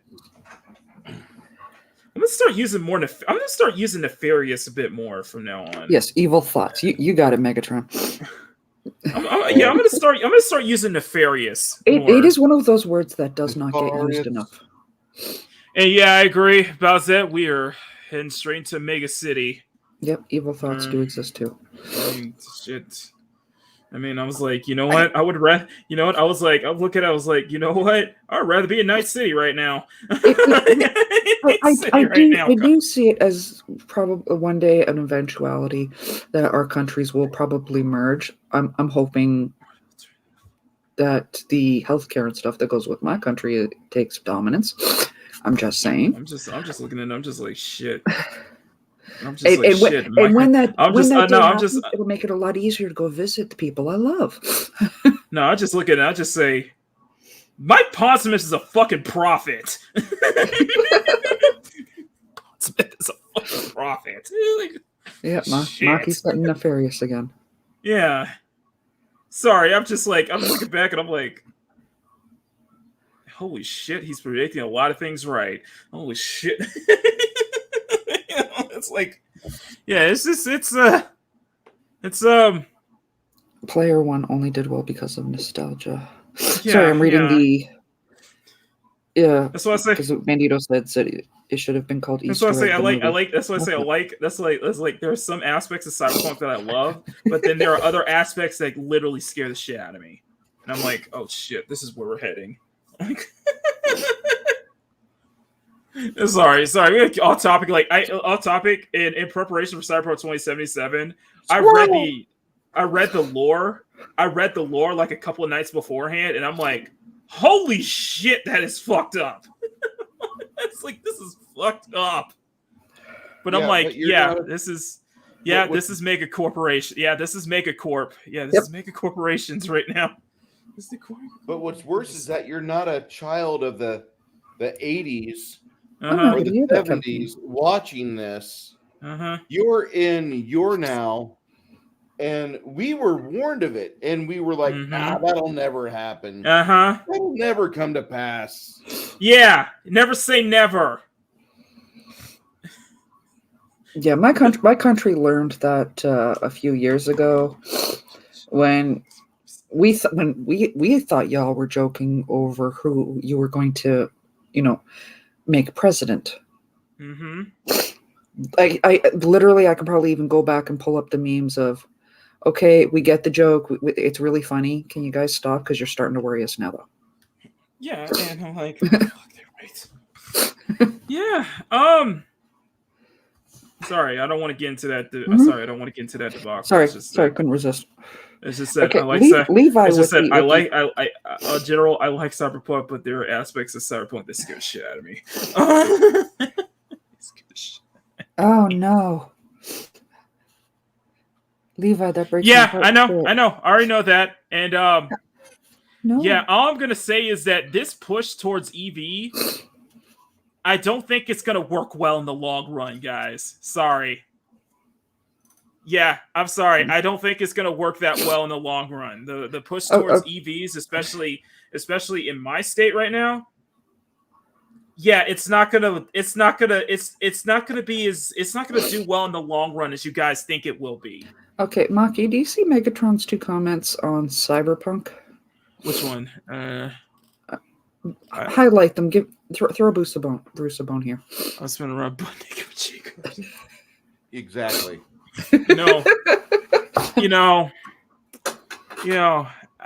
Megatron. Who doesn't want to be the memory menace? To quote Anthony Mackie, you're out of line, but you ain't wrong. Okay, I will say you ain't wrong about that. I will just say from experience, if you got J-Cups, you ain't running. That's a great way to walk around with 2 black eyes. Yeah, but I'm just saying this is fantasy. I'm just saying this is fantasy we're talking about here, Matt. So I'm just saying from experience. If you got J-Cups, you're not running. I understand that, but we're talking in terms of cyberpunk fantasy here. We're talking about a world where where you can have a lowly character like Rebecca existing. Hey, Maki. Yes. Check out my fire giant handler. By the way, there was a Reddit. Oh, that's awesome. Nice. By the way, Bads, there was a funny video about I think it was like a Final Fantasy 14 subgroup that is like if you talk or promote anything related to short stacks, you will get banned immediately and reported to the FBI. And I'm like, see, how pathetic are you guys? How sensitive? I'm sorry, that's just sensitive. That's just sensitive. I'm sorry. And I don't like that. Bowsette knows exactly what I'm talking about. What? Hey, Christian fandom geek. Thank you for the like. And yes, anyone, if you guys have been hanging out here, please hit that like button. And if you're new, subscribe. Subscribe to. And if you want to further support my channel and get access to exclusive art that you will not find anywhere else, become a channel member. Yes. The internet is really, really great. But yeah, Bowsette says it. What? And my point exactly. J-cups and running equals 2 black eyes and some missing teeth. Let's see, black eyes, missing teeth, and something really hard that's going to last for at least the next month or so. That wasn't my experience. I would see a doctor for a month. Mm-hmm. I'm just saying. That wasn't my experience, mind you. I understand. I know realistic. We're just. I'm joking. No, I won't even lie. But we're not. After I had the little one, like literally just after, because they inflate to for the milk production. I blossomed up to a J cup. Okay. So yeah, there is no running with Jacobs. It didn't matter how loud she was crying. I'm walking to the nursery. What I'm saying, Maz, this is reality here. We're talking fantasy here. We're talking. Yep. Yeah, short stack of pancakes. Yep. No, but yeah, they're going after short stacks like Uzaki, and I'm like, those women exist, right? Women who are that height. I lovingly joke and refer to myself as pancakes. I'm short and stacked. That's good. That's good. Okay. I'm a pancake. I will give you that one. That's good. But yeah, wow, we went from disrespecting artists to talking about short stacks to talking about cyberpunk and talking. That's what you get. This is what you get on Makini Live, guys. This is what we get here. Okay, if you like short stacks, you know what I'm referring to. Hit the like button. I'm not going to use that as a tagline. I'm just going to say we're going to stick to stuff on that like button. We're not going to be like, come on, hit the like button for short stacks. Hey, you're almost at 30 likes. Fun-sized mama. Yes, I'm 5'4".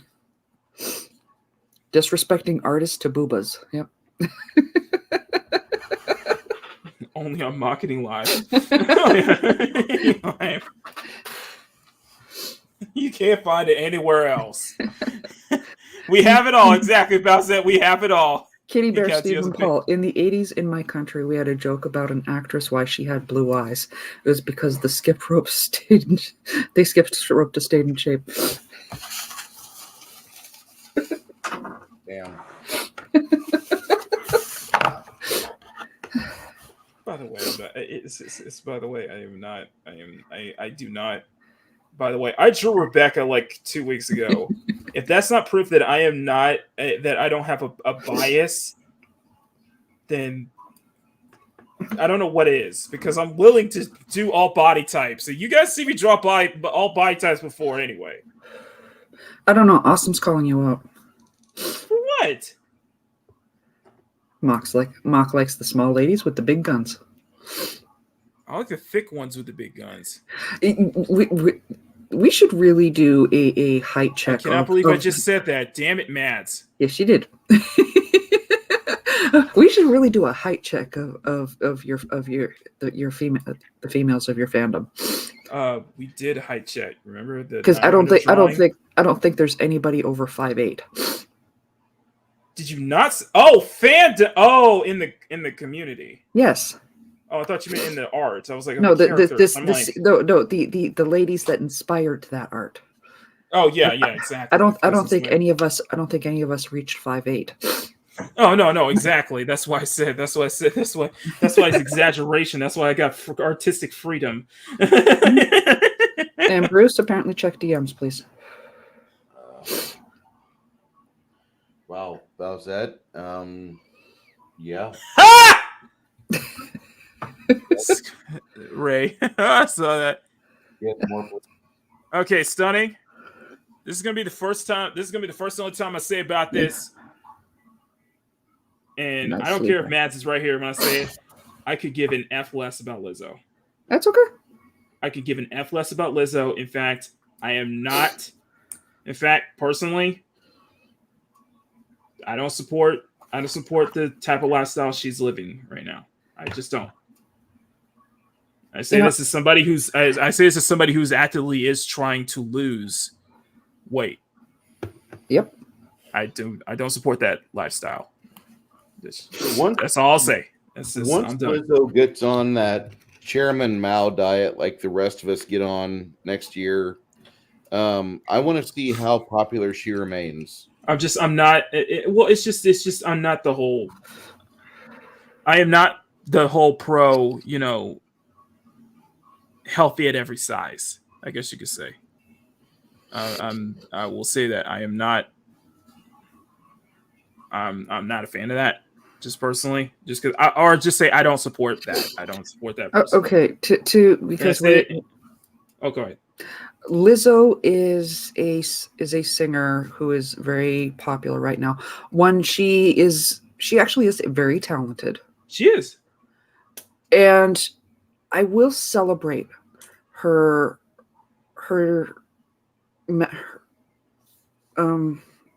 platform of feeling beautiful no matter what you look like. Exactly. That I will agree with. Okay. I hear that. But I am with you on the side of feeling beautiful no matter what size, or feeling attractive no matter what size you are, is one thing. But that does not negate that. And again, with Maki, I am also overweight, and I am trying to work on that. All three of us are overweight, and we're trying to work on that. I mean, stop. That does. I don't support that. I just don't support that mentality. That doesn't mean that it's healthy, and I completely recognize that. Where I'm at is not a healthy place to be at. Yeah, that's what I'm saying. I just don't support the mentality. Yeah, it's just because I'm actively trying to lose weight. So, and I've been on a freaking journey for the past year and a half, almost 2 years now. I think Cavatinho is trying to do reverse psychology on you, because this is more than once that he's put that in.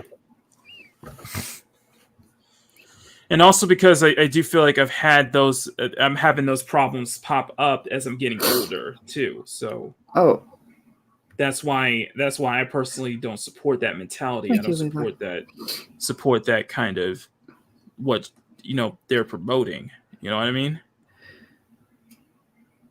And I agree. Yeah, and that's the thing. I will just say in response to Kitty Bear's comment, if it ever gets to that point where the only option is bugs, I'm sorry, I'm reducing the population one person at a time. Yeah, I'm not doing bugs. I'm not eating bugs. No, you can get out here. You can get out of here with that. There's other alternatives. There's always going to be other alternatives. So don't even get. No, I still need like actual meat. So if it's bugs or nothing, I'm reducing the population one person at a time. I'll just starve.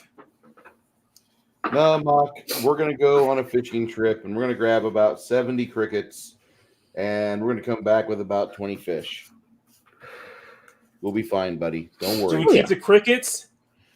We don't eat the crickets. The fish eat the crickets. We eat the fish.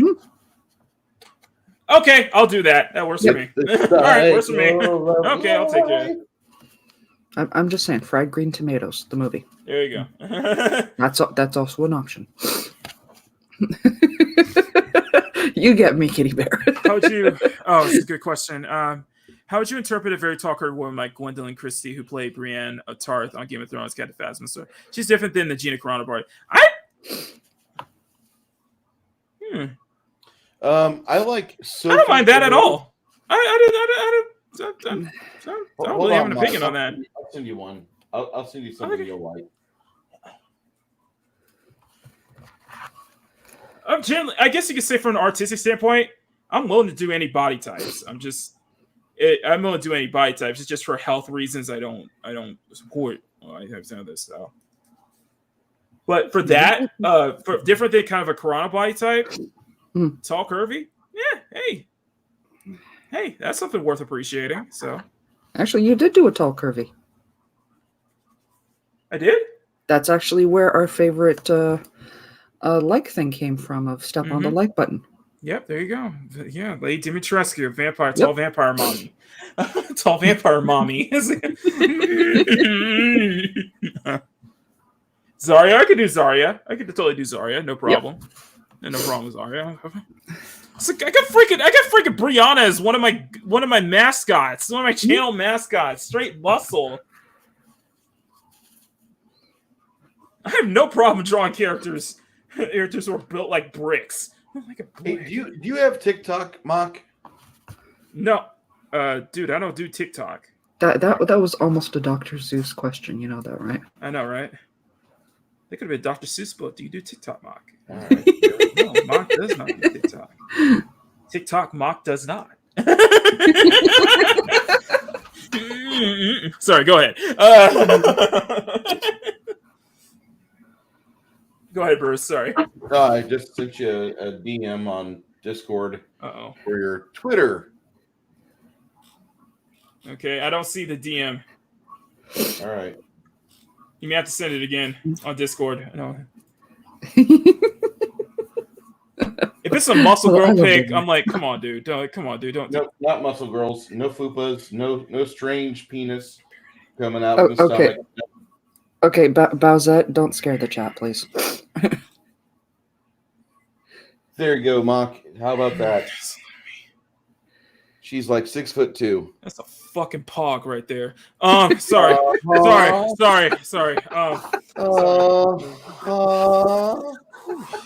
Sorry. Yeah, thank you, Bruce. Thank you. You're welcome, sir. For science. Thank you. And I want to thank you, Pearhead, because Pearhead always loves to mess with me with the Boomer King stuff, but he always sends some very cultured stuff to me that I really appreciate him for. Thank you. Amazing. Yeah, I'm still home. Jumpa!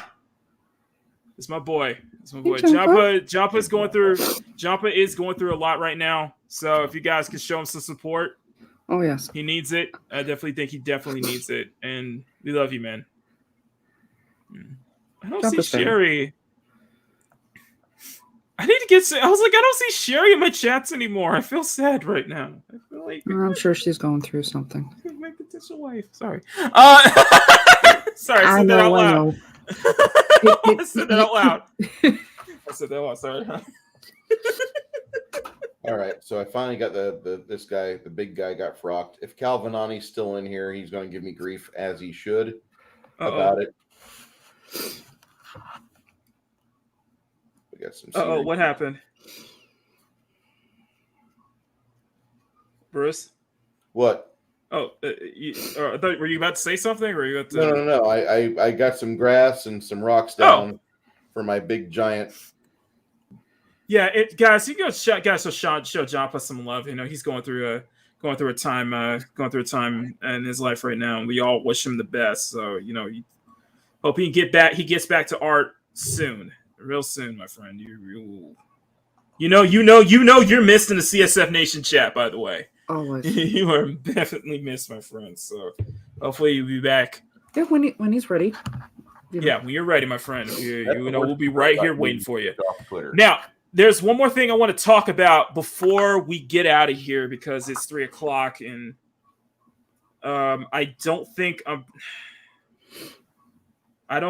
I don't know if I'm going to be able to get a video ready for tomorrow. I'll try. Okay, so this is one more thing I want to talk about. I am not sure if I'm able to.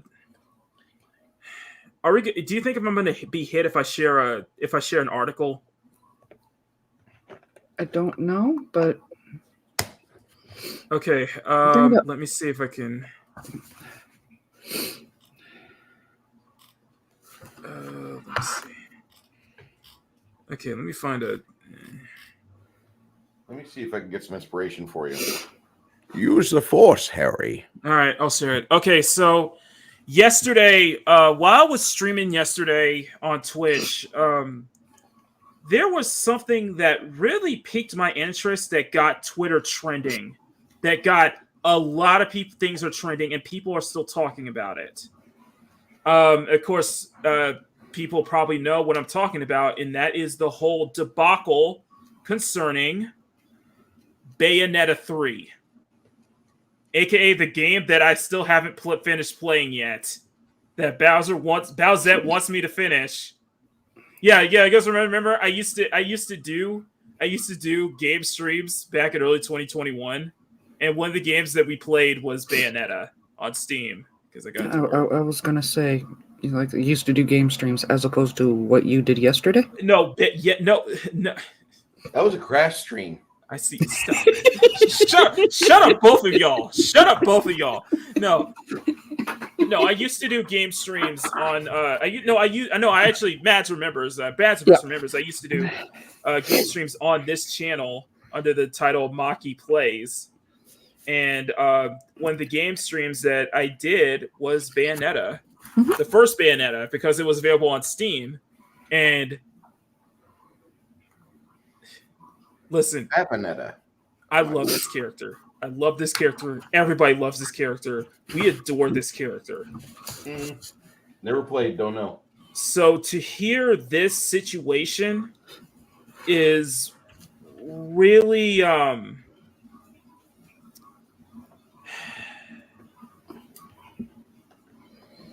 it's interesting, and to see kind of the fallout behind it is even more interesting. So let me go ahead and bring this up. I'm going to use Niche Gamer, which is one of the sites I usually go to aside from Bounty into Comics. Shut up. Shut up, Levi. Anyway, so Bayonetta's original voice actress, and just ignore the stuff on the side. Go into that. Because I know it's enticing. But Bayonetta's original actress, Helena Taylor, says, boycott Bayonetta 3. Her pay offer was an insult. Mm-hmm. Okay, so when Bayonetta 3 got first trailer, fans noticed that the titular witch was recast. So it's Jennifer Hale, who is a fantastic, and I mean phenomenal voice actress. Like, if you could pick anybody to replace her, it would be Jennifer Hale. Like at the top of my list. Mm-hmm. Oh shit! Sorry. He's so passionate. He's just destroying the place. Yeah, he's destroying his stream setup. I can hear it. Yep. And he's never played Jennifer Hale properly, which means he never played Planescape Torment. Listen, we all know Jennifer Hale is Fem Shep on Mass Effect, okay? She voiced Hawkgirl. She voiced Hawkgirl in the first Injustice, and in a couple of other voice acting roles. And I love Jennifer Hale, so You'll love her after Planescape Torment. But that game is huge for a reason, because it takes about 200 hours to play through. So when Bayonetta 3, fans noticed the voice actor behind Teacher Witch sounded off. Later, the game released in another trailer, it definitely seemed like the witch had been recast. Now that original actress Helena Taylor confirmed that she has been recast, and her pay offer was an insult considering how popular the series become. And I'll put this in quote. And she actually has a video as well explaining this. So this is kind of the original message.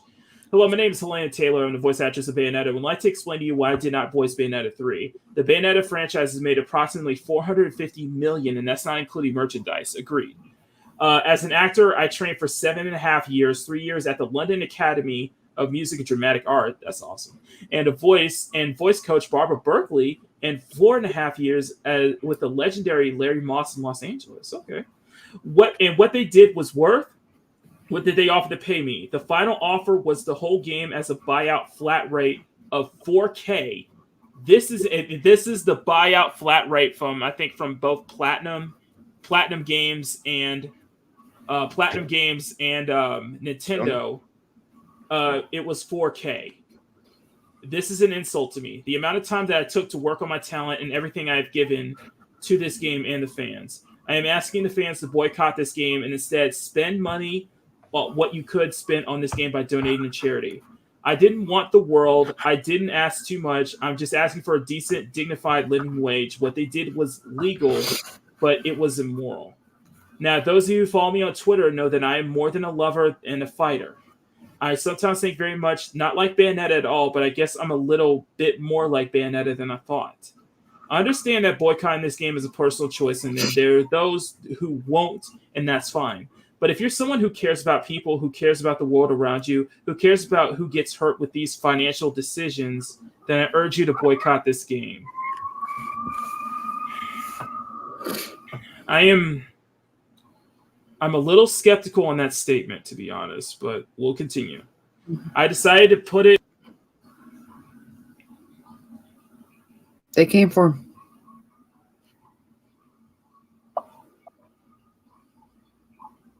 No. They came for him. They're so adamant about this. They are silencing Maki. Did I just cut off? Yes.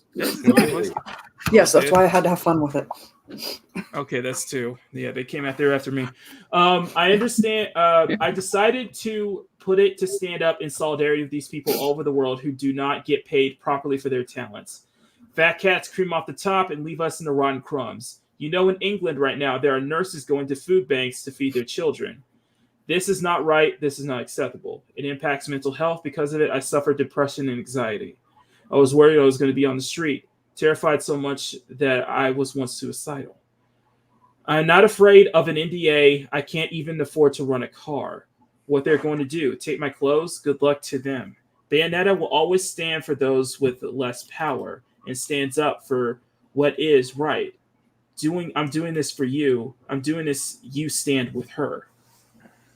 For those of you who are interested and like go to a little more detail about the back and forth, first thing is I was required to audition again because sometimes voices change with time. So I auditioned for my role and obviously passed with flying colors. Then they sent me an insulting offer. So I thought, quote, you know that I'm going to write to Hideki Kamiya, of course, the head of Platinum Games, that and ask him for what I'm worth. So I got a friend who's been in business in Japan to write in Japanese to him. I know he read it because I got a reply saying that he values greatly my contributions to the game and that fans really want me to voice it over. And the memory of the first meeting me as Bayonetta is a memory I hold dear. And that I will always remember the first time playing Bayonetta and seeing that character for the first time. So great. I thought, great. Thank God that this is when they offered me $4,000. You know, Platinum had the cheek to say I was busy so they could make it work with Mrs. Taylor's schedule. Well, I had nothing but time. They now have a new girl voicing over her, Jennifer Hale. And I love actors, and I wish her all the joy in the world, and I wish her all the jobs, but she has no right to say that she's the voice of Bayonetta. She has no right to sign the merchandise as Bayonetta. Any more than that, I have the right to sign as Eva Green, though. I was her parrot on the video game The Golden Compass. The portrayal hers and hers alone. They'll probably do a spin-off with Jam, but don't buy that either. So to Hideki Kamiya and presidents of Nintendo and all other fat cats around the world, I would like you to quote from the greatest moral teacher who ever lived, Jesus Christ, in his parable of Lazarus and the rich man. Because the Orient really loves Jesus Christ. I would like you to thank you to the fans who follow me on Twitter, commented kindly, and like my work. Bless you. I wish you all the joy and luck in the world. So this was about yesterday, and Hideki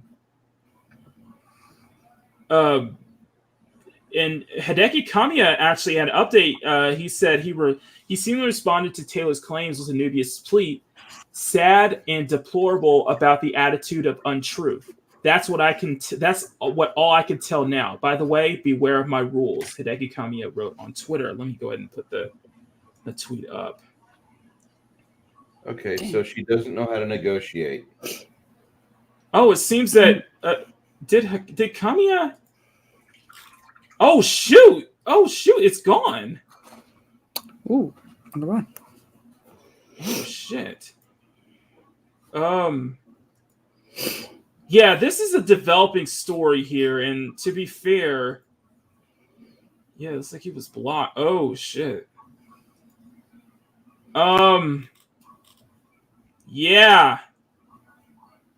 Yeah, Kamiya blocked a lot of people for replying.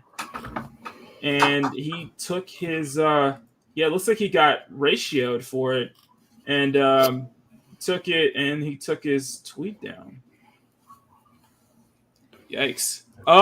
You guys, how dare you guys don't like okay. my Shit. I honestly, from my personal perspective, I don't know. I just see that I'm probably going to get shit for this, but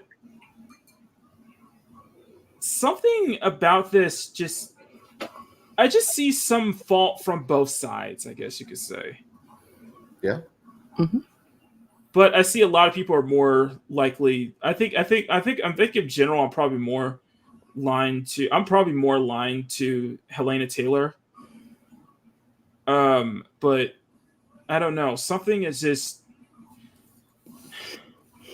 What are your guys' thoughts after what we just read? Just what are your thoughts? Do you really want to know Bruce's thoughts? We'll start with Matt's first. That way we can just go from her tangent on. Go ahead, Matt. Yeah, go for her canting on, because I know the moment we'll get to you, I'm probably going to get in trouble.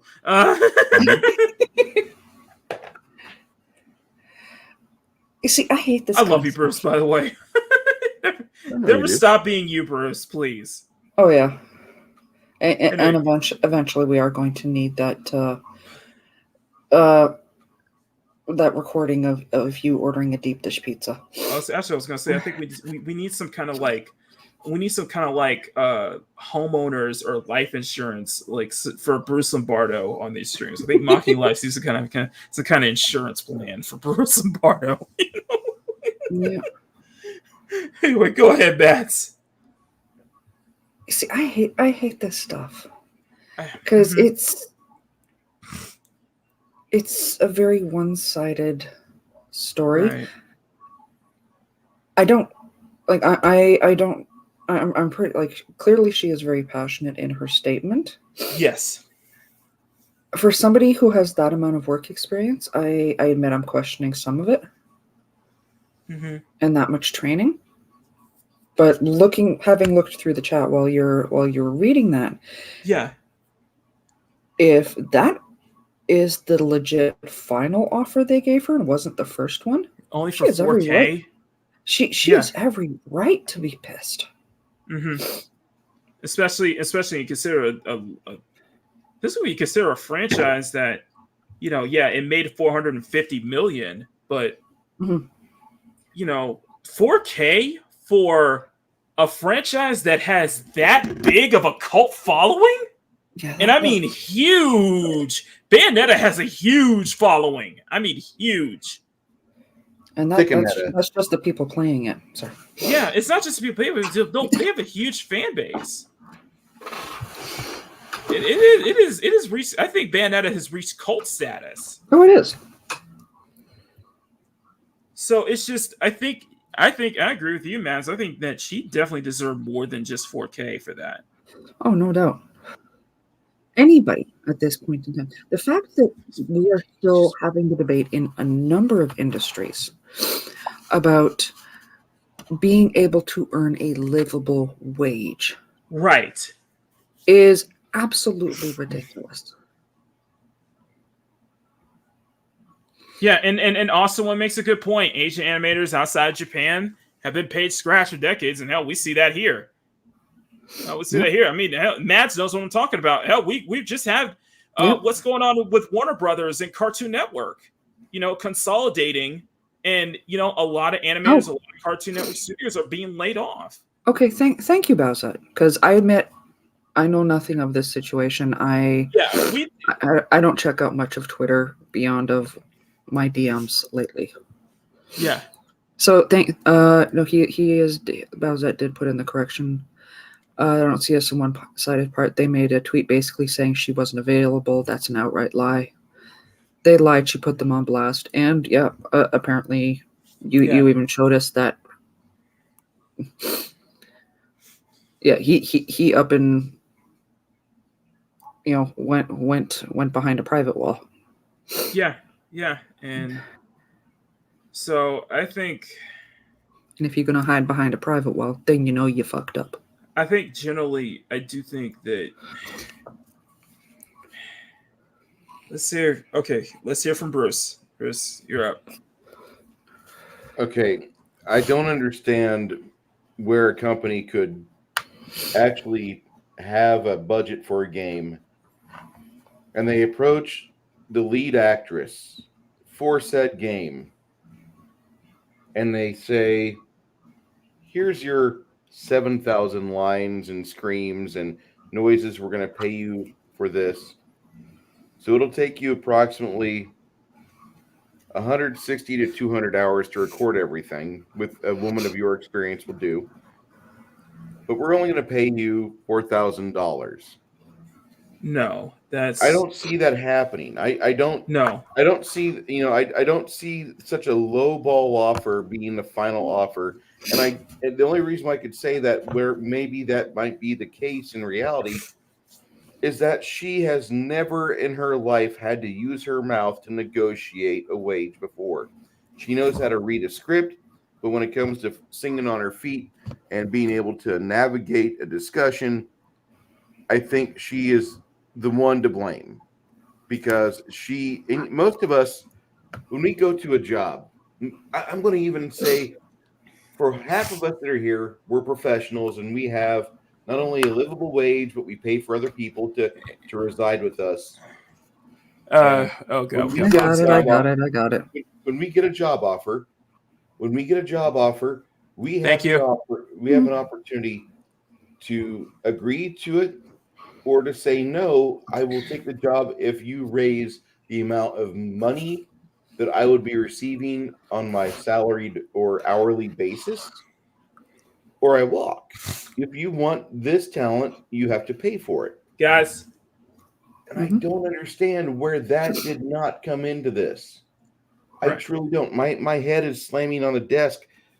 Why didn't you ask for more money? Why didn't you say, I will work for you, but I need $10,000. I need $20,000 or $30,000. I need $50,000. Whatever it might be that you feel your voice is worth. Why didn't you give that a little bit of voice of itself? It makes no sense to me.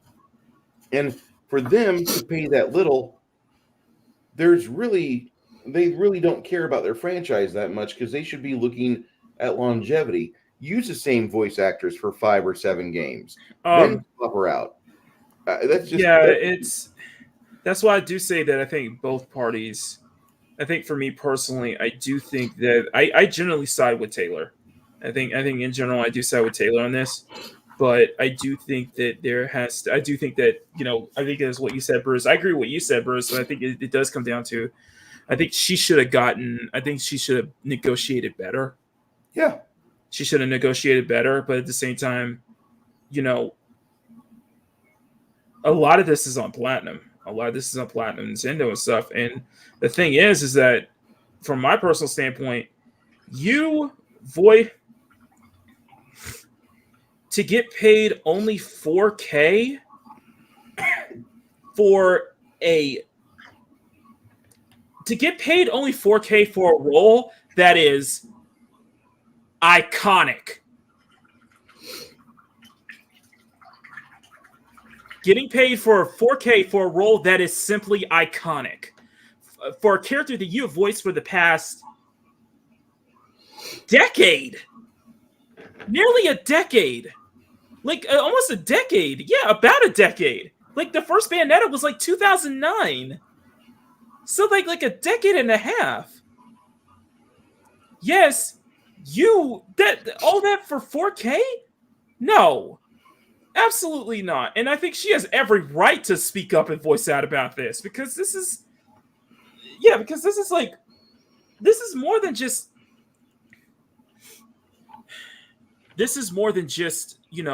say like this is more than just like, okay, this is any role. No, this is a role that you voiced since the character's inception. This is a role that you've voiced that helped make that character iconic. Like I said before, Bayonetta has a cult following for a good reason. And Helena Taylor made that character, her voice makes that character more of an icon because of that. And true, and I agree with also one. Voice acting is a gig, it's not a job. There's a lot of,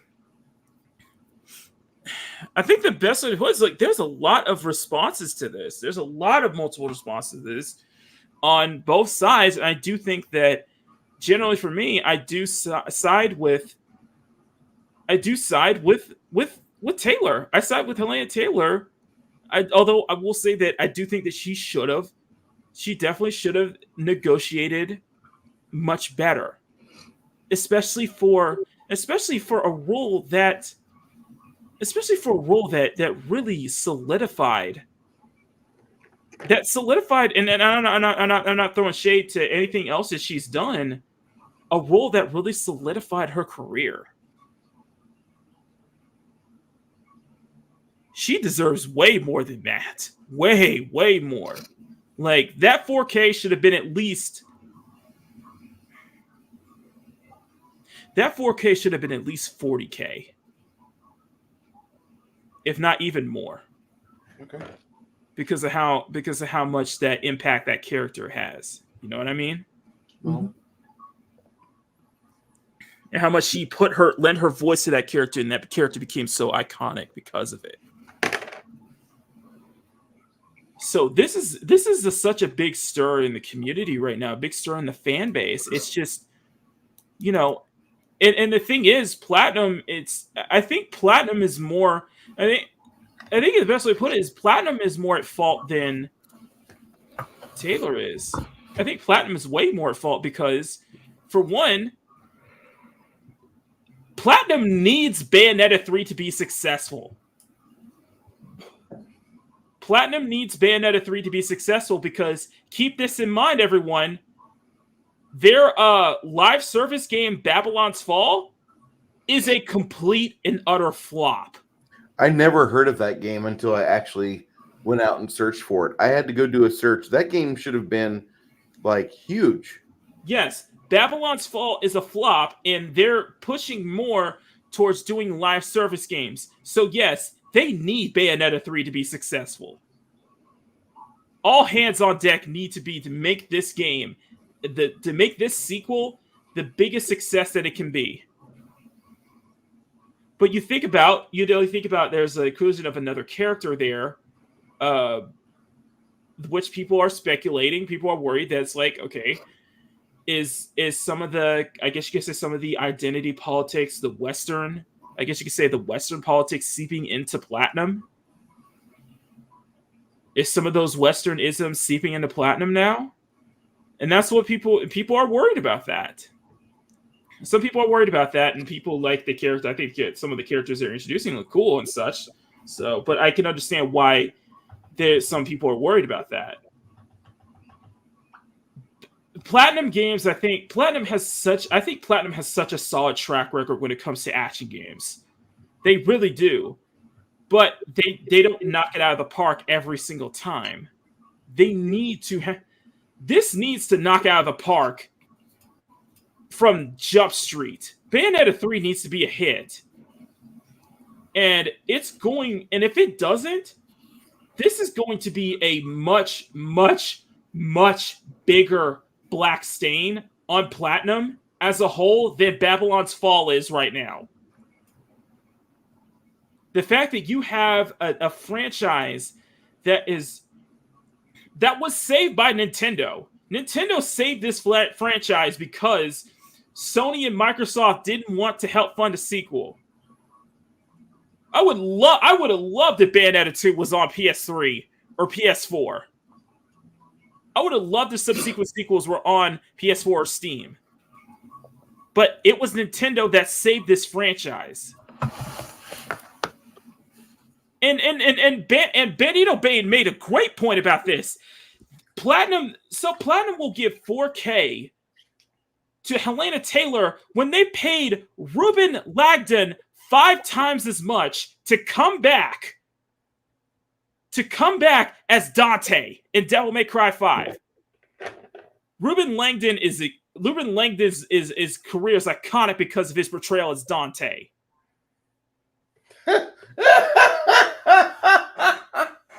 What? The next one down.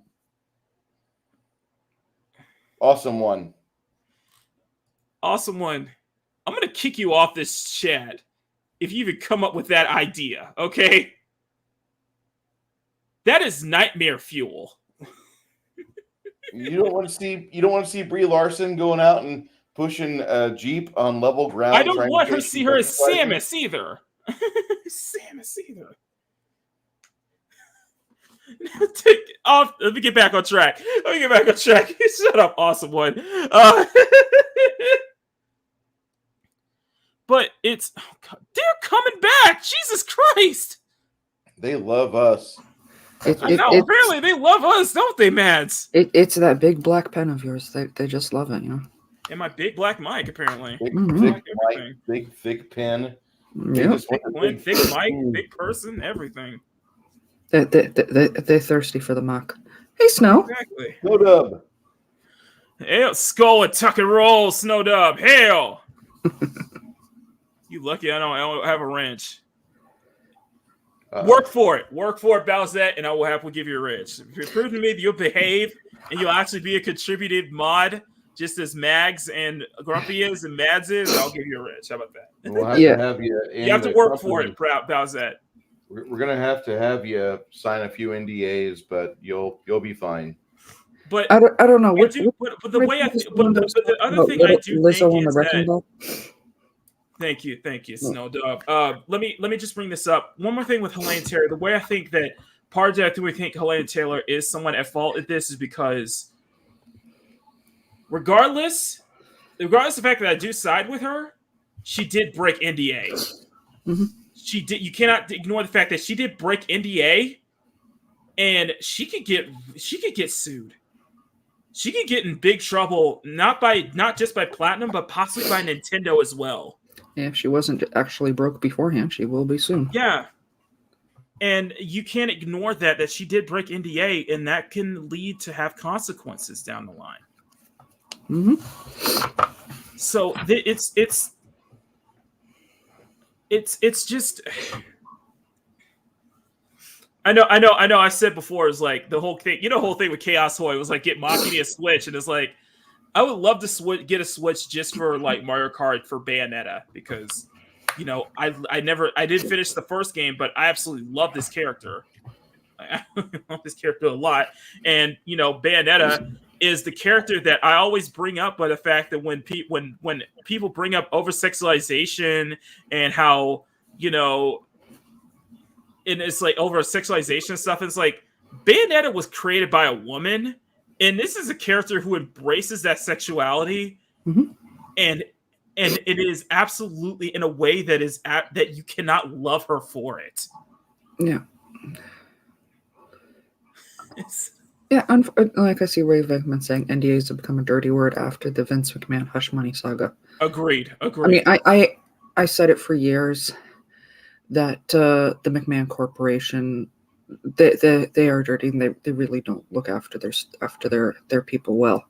Yes, but with WWE and such. Unfortunately, in entertainment and in different industries, in any industry, most industries, NDAs are sadly a reality. Yes, no matter what kind of job you work, and that is something that. Whether it's a dirty word or not, it has to be taken seriously. There's one of the more recent kind of NDAs that really sparked what happened in the Formula One in the F1 world. Throughout the 3-week summer break, there was this whole talk about who was going to take Fernando Alonso's spot when after he made the announcement that he was moving over to Aston Martin and said Sebastian Vettel was retiring. And it was all planned. It was supposed to be Oscar Piastri because, he's been under Alpine throughout his career. They basically funded his entire career. And he made that, statement saying that I am not going to be racing for Alpine next year. And it led to this huge debacle that throughout the summer break where, Alpine wanted to go after Piastri because, technically, he kind of broke it. He kind of broke the contract. But then you look more into it and it's like that contract was broken from Jump Street. And hence how Piastri's now with McLaren, and and now we have Pierre Gasly with Alpine next year partnering Esteban Ocon. But yeah, that was a whole debacle during that 3-week summer break. So it kind of reminds me of that. It kind of reminds me of what you said with Vince, with what's going on Vince McMahon, WWE, with the hush money and such like that. And you probably have heard over the years of different wrestlers being ruined because of breaking that NDA or because of those contracts. It's not even just the NDAs with them. They have a lot of rules, regulations that some of which I will support, but quite often it. Thank you, hurts some of the wrestlers. Thank you, Bayo. And she's also Joker's mother in Persona 5. Exactly. Yeah. So she's watched his career. So. And I do want to respond to Balzette's one comment saying she's risking a lot by coming out against them, though. Yes, but she did it. She went about it the wrong way. I do think. I think that's part of the reason why I think that's another reason where I think I do side with her. Where I do think that she's at fault in some ways because I don't think that going the boycott route.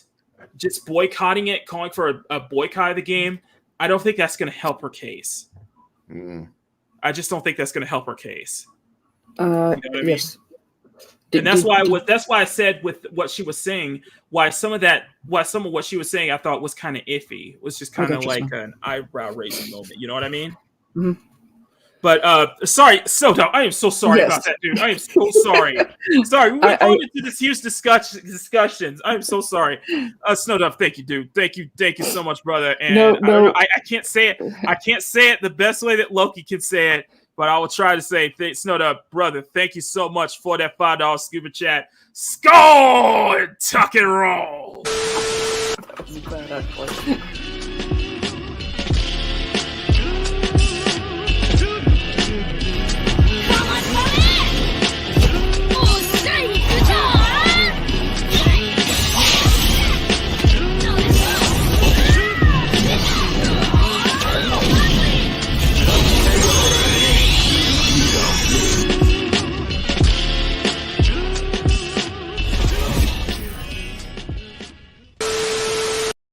You deserve that famous butt attack.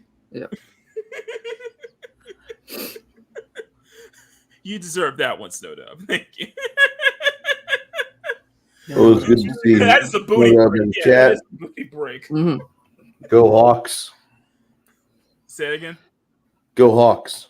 Go Hawks. Yeah.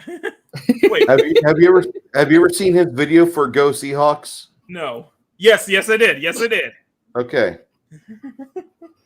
There you go. Hopefully that was a good booty break right there, my friend. You know what? Snow does send his love.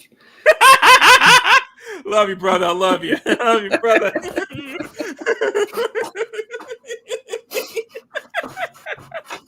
Anyway, I'm sorry. Where were we going? I'm sorry about that. That's all right. Just this is good stuff. We got interaction with one of the peak chads of the West Coast right now, Mr. Snowdub. Absolutely. Snowdub Live and Entertainment. And I think this is just an interesting conversation. And I'm gonna keep a close eye on this. I'm gonna keep a close eye on this because I know this is a developing story, but with just he's not. NDA is NDA. I think that's one thing is that, and I think with everything that Mads and Bruce has said, I agree wholeheartedly.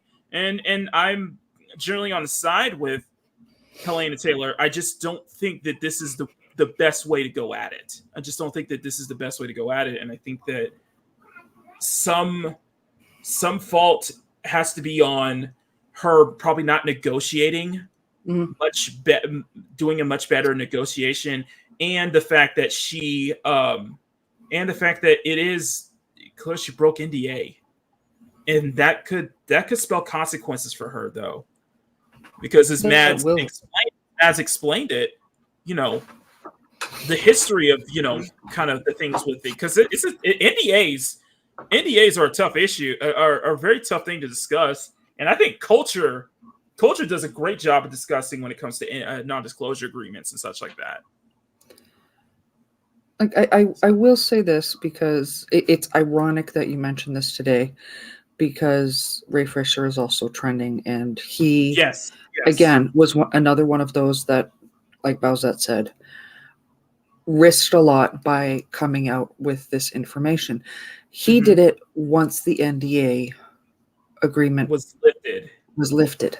Yeah. And for me, that is the world of difference.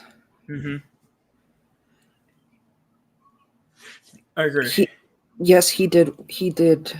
In both cases, they do risk by turning around and stepping up and saying, this is not okay.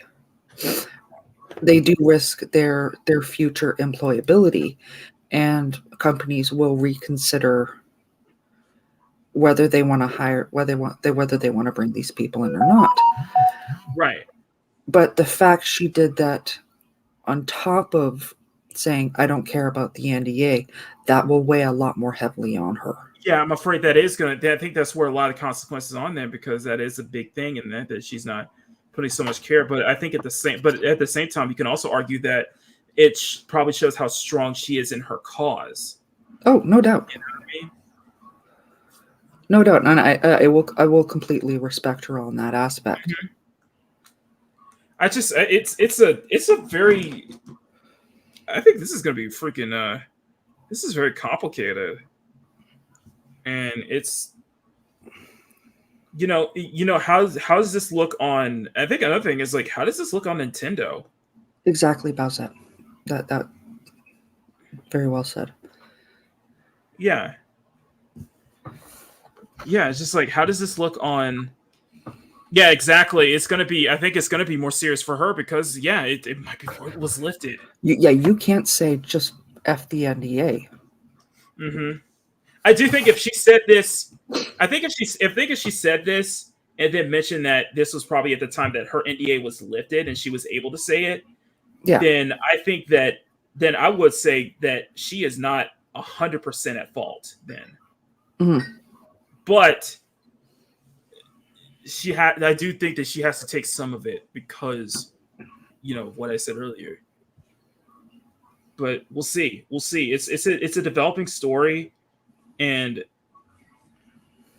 it does, and you do wonder. It's just like, how bad are they going to throw the hammer? How bad is Platinum and Nintendo going to throw the hammer down on her because she just broke the NDA and just broke silence about that? I feel like, and the thing is, we don't know what was going on in those internal meetings, the audition that she mentioned, and what the negotiations were. We may not know. We don't know the entire details of it, and and I'm certain that more details will start to come out periodically. It's interesting. It is interesting to say the least, and I can't deny, and I don't think nobody here can deny. You other brothers can't deny. This scandal is going to affect Bayonetta's 3 sales. This is going to be indirect. Regardless of how well this game, regardless if this game becomes a success or a failure, no doubt it will definitely be affected. What this situation has happened, what this situation is going on, will affect her. Will affect will affect the game, and how it will do. Because there's a lot of hype for this game. There's a lot of support for this game. And there's more hype for it now. Because I think it was Bowsette or somebody, someone that said oppression is the marketing tool these days. Yeah, exactly. That's the thing. It's the marketing tool. So it could be that it could be that factor where it only helps the sales and hurt it. It's shit. Is all I can say is, yeah, we're not going to hear the end of this anytime soon. I don't think we're going to hear the end of this. And yeah, Bowsette says if they try to sue her, she may have an ace up her sleeve. Yeah, I bloody well hope so. Yeah, yeah, and because it sounds like that's what they might go to. And well, I hope a resolution is found. But I'm of the mindset that she's almost at fault as much as they are. She should learn the art of the sale. And she should realize her own value. I don't think she quite comprehends that. I really don't. And I think she has a lot of value. Considering her history with this character, she has a lot of value. Yeah, she does. So I do struggle with her saying that this new voice actress can't be the face of and can't sign on the merch that comes with it. I struggle with that particular. I agree. I do struggle with that because that's not the case. It's not the case entirely because I'm certain Mads probably has examples of that not being the case. Oh yeah. I mean, many times throughout TV and media, for one reason or another, characters have been recast.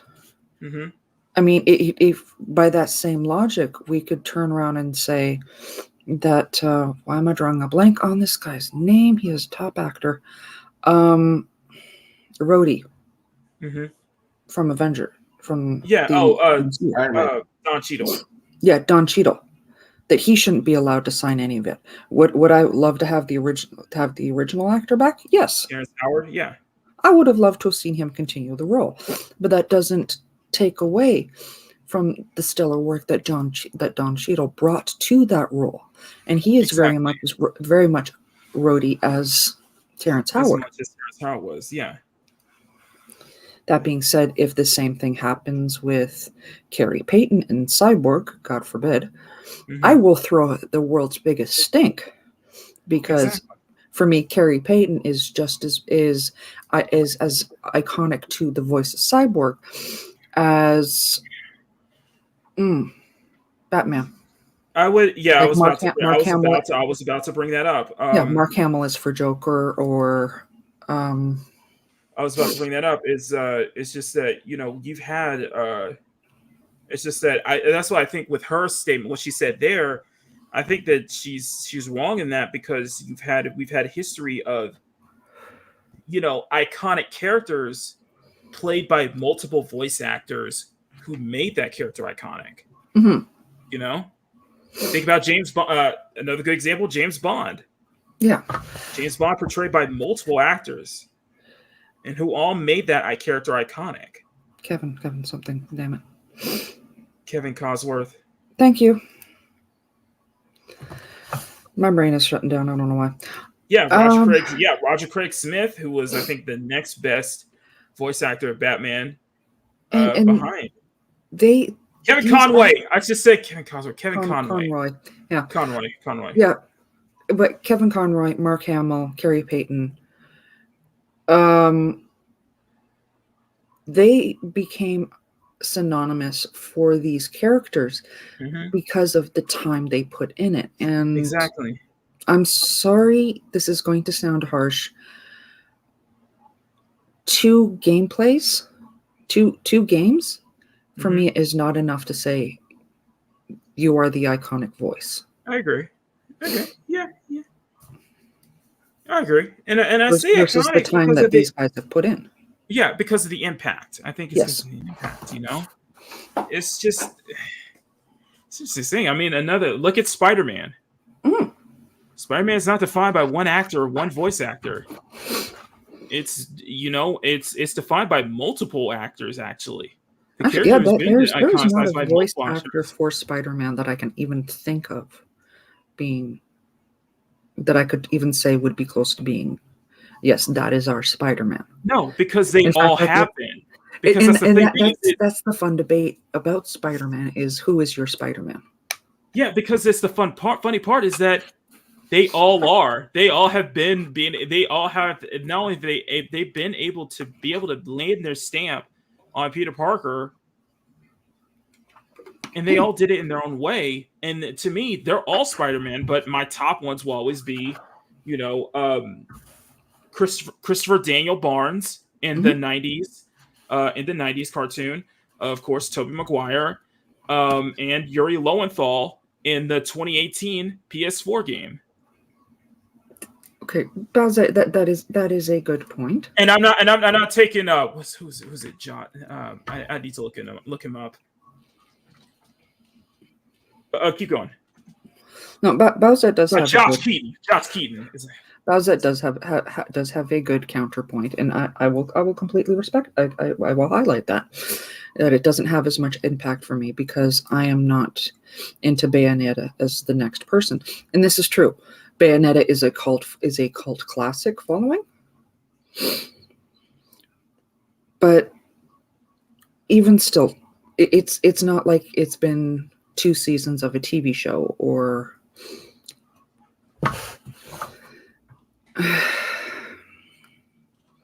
I don't see it having the same weight as other voice actors that are as synonymous with their role as she is claiming to be with this one. And this is where my mental struggle is. And I think you're trying to talk, but I think your mic disconnected or something. Oh, sorry. You guys there hear you me? Go. How is that? I know when he's trying to talk. No, I'm looking at Batman voice actors because I'm thinking about the person who played. That is Roger Craig. Yeah, Roger Craig Smith to me is the second best voice actor for Batman behind Kevin Conroy because he did Batman because he voiced Batman in the Injustice games and I think also in Young Justice and also Arkham Origins. So, Bruce Greenwood, also a good one. Oh wait, he didn't do Injustice, did he? No, never mind. Sorry. That was Kevin Conroy. But no, yeah, I think he's the second best because he did Batman Ninja, of course, Arkham Origins, and I think he did Young Justice as well. Like, I please don't take what I'm saying as an attack on Bayonetta or the actress itself. Right. I'm just saying that statement is, for me, a little heavy-handed. Yeah, guys, keep it civil. Bowsette, Mads, keep it civil, guys. Let's. This is just what I'm saying. Mm-hmm. If I agree, the comment felt a little heavy-handed. I agree. Oh, Bruce Greenwood is okay. That was Bruce Greenwood. I thought that was Roger Craig Smith. Okay, never mind. Still good though. This is a yeah. This is an interesting topic, hands down. This has been an interesting discussion because it's like I said, I'm keeping a close eye on this, and I am keeping a very close eye on this because for something this iconic and how much this will affect this game as a whole, and you must think probably that it's probably going to put Jennifer Hale under probably some more pressure because say what you will. That's some big shoes to fill. Mm-hmm. That is some big shoes to fill, honestly. Absolutely. You have to nail that, but you have to nail that English accent to a T. If Bayonetta has such a distinctly English accent. If I think if anyone could pull it off, Jennifer Hale would have the chance to do it. And they're coming back again. Gotcha. What is going on here? Oh my god! I think that's a sign we went on too long. I think we went on 3 hours. So let's go ahead and wrap this up. Listen, all in all, we did a lot. I mean, a lot. We talked a lot this stream. We talked a lot in this show today. We talked a whole lot in this show, didn't we? Mm-hmm. I'm still not even finished on our own on Witchy Arwen yet. See, What's up, I Bruce? think the key to it though is good gatekeeping. If we can keep the people that are garbage out, our franchises we love so much. Mixed on. I don't want to get into it, but maybe that might be a topic for another week. Yeah, that might be a topic for another week. I am so mixed on that. I'm just personally mixed on the whole gatekeeping thing. I am so mixed on that. No, after seeing what happened when we got everybody into Dungeons and Dragons, and now they're doing fucking entire campaign paths with no combat. They're all fucking baristas. Yeah, I understand. I see what you're saying. I see. No. I think there are definitely reasons. There's definitely reasons for gatekeeping. It's just I'm mixed on that. It's just such a mixed thing for me. Well, I mean, that's fine. I have my side of the fence. Mm-hmm. Yeah, and I think everybody has their own interpretations and opinions and meanings about that. So you can be Wilson and still be pleasant, but not let Tim the Toolman Taylor in your yard. Howdy there, neighbor. But the only thing is you're only going to see. The only thing is you're going to see me for only. The only thing is you're going to see is the top of my head. That's fine. I mean, Matt would love to see the top of your head. Oh, hey-o. Hey, I got a joke for you. Mm-hmm. It's a bad dad joke, but oh boy, here we go. Let's go for it. So, do your worst. Before candles. Okay. What did socialists use to turn on the lights? Electricity. Electricity? Yep. Before candles. What okay, I think I got it. There you go. All right, so yeah, that is it. And I think we talked a lot. This has been, I gotta say, this is probably one of the most active episodes we've done in a while. Yep. Because we heard from everyone, and I never heard Mads this talkative. No offense, but that's okay. Yeah, we get. Yeah, Mads is really. Did we actually hit 30 likes yet, or Mads is really a chatty Cathy today. You get Mads a topic she enjoys to talk about, and we're gonna be there for 8 hours. Yeah, and I think that's one thing I like. Is I think we all really talked about this, and we all really every topic we all really went into big discussion about, and it's shit. That was fun. That is absolutely fun. I also try not to talk over people. So when we get when we get that's usually our job, and we're trying to do better at it. My job, technically. Yeah, go for it. Yeah. Sometimes I'm too polite. I know, right? It's that Canadian thing you got going on there. Like I said, if we had if it's a like you just said, if we just had a stream of just Mads and Squeaka, it would just be like 3 straight hours of no, you go first. No, you go first. That right there, that's the Canadian parking lot fight. You take the spot. You take the spot. You know what? Come into my car. I've got great AC. You know the seats are nice. We'll just chill out here. Oh my god! Did you see the maple syrup they tried pouring on those pancakes down south at IHOP? Oh man! Oh boy! I can't stand. That was more Minnesotan than Canadian, my friend. Yeah. Sorry, go ahead. Well, you got to throw in the you betcha for Minnesota. Exactly. Oh, don't you know? Yeah.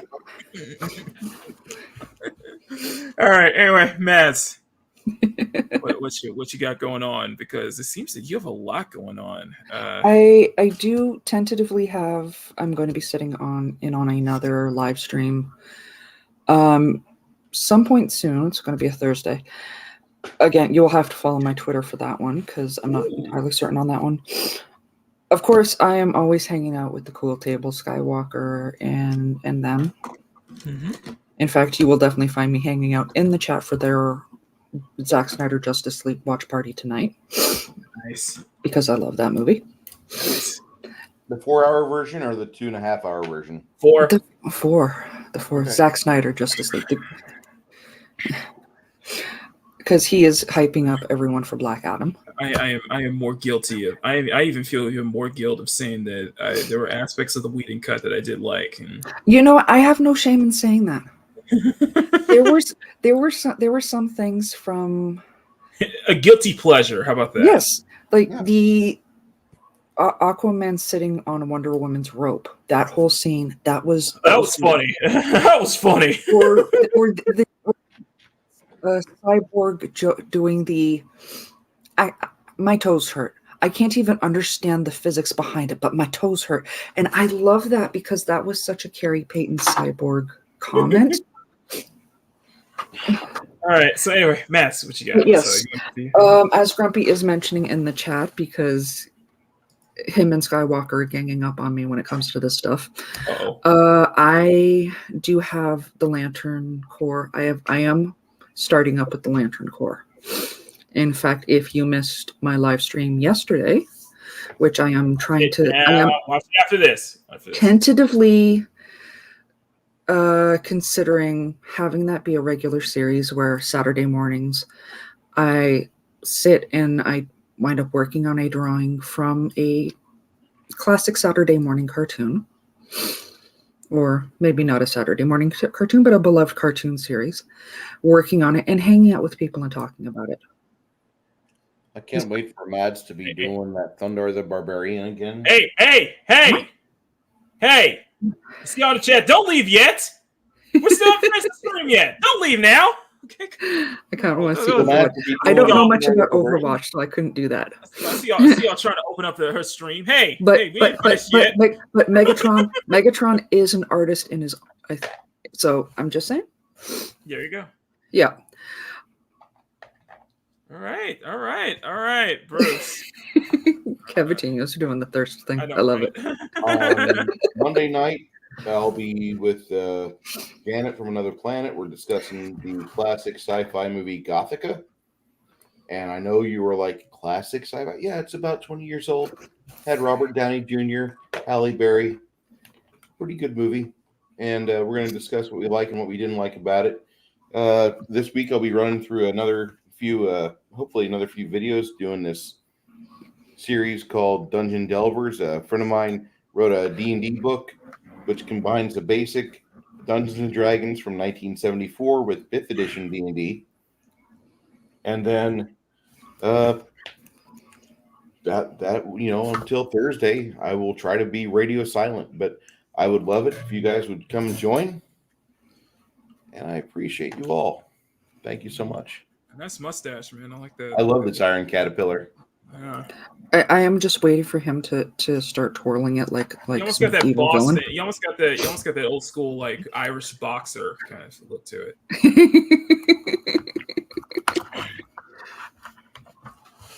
Pugilist. There's another word that's not used. This mustache will ensure that I don't get punched in the face because you'll hit the mustache and hurt your hand. Exactly. Oh, so going for that lion factor. Yes. Okay. Cool. Yeah, the wax. All right. Rolls. I'm waiting to see it. All right. So tomorrow is hopefully tomorrow. Fingers crossed is page 32 of Maki Sketch Diary, which is this right here. I will be spending the rest of the day finishing it, so I will not be doing Twitch tonight. So there will not be any Twitch tonight. Besides, I did like 10 hours total yesterday, so I don't think my voice is ready for another shouting. I thought you would work. I thought you were doing a different. You had done a different one last week than what wound up being on. Like last Sunday, the drawing you did last week was not the one that wound up on the. No, that was a different one. I should have saved that. I should have saved that talk for this one, but yeah, it was what it is. I'm just saying you have a drawing ready to go. Yes, almost. I still got to do the background and such. I can't, you know me. Mm-hmm. No, man, I don't slack when it comes to the sketch diary stuff. Look at what I've been doing in the past. Come on. Yeah. Backgrounds. Everything's got like a background or something. It's like it feels like a full illustration, not like a, Yes, just like a what is done drawing. And the people who make the pens that you work with are grateful for you putting their kids through college. I like to think that, and I hope that is the case. I don't doubt it. To think that.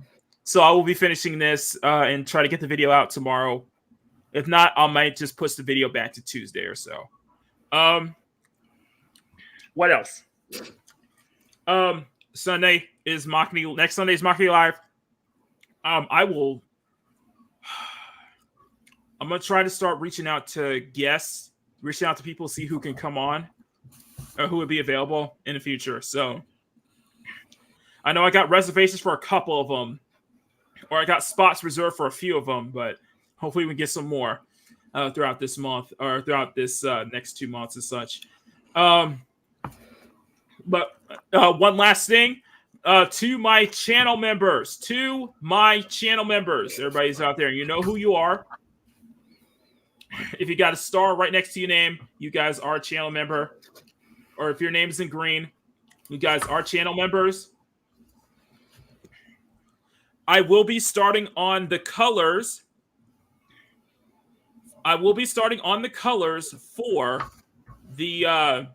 For the monthly poll drawing this week. I will start on the colors this week, but let me give you a little preview. So this is the first exclusive sketch that I will have for the CSF Nation resident tier and higher. They will get, and I will be doing a second exclusive sketch this week just for them. For the monthly poll sketches for all tiers, here's a little preview of what will be in color. Thank you everyone for the votes this month. I will start on the colors this week, hopefully tomorrow.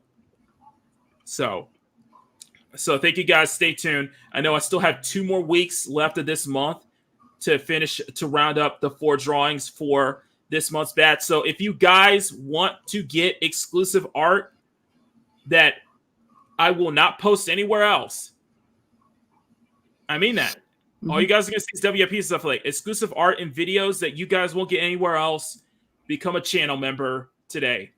I will be sending the batches out on the 5th through the 7th of each month moving forward. So if this is enticing enough for you and you want to get in before and get your exclusive art before the end of the month, before the period is up, become a channel member today.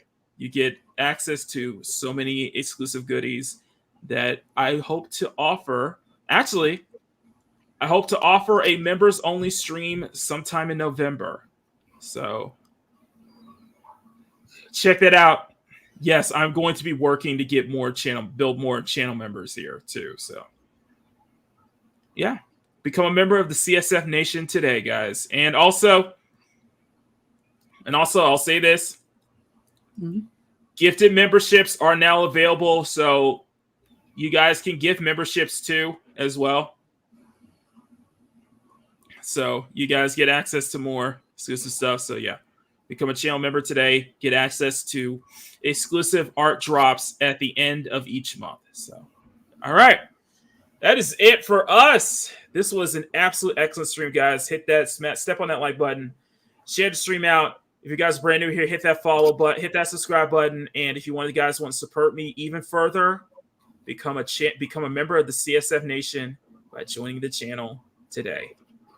Anyway, that is it. More from us very soon. I am Makini90, art streamer and illustrator, and this has been Makini Live. So until next time, take care, much love, and as always, never stop drawing. Bye, guys. Later.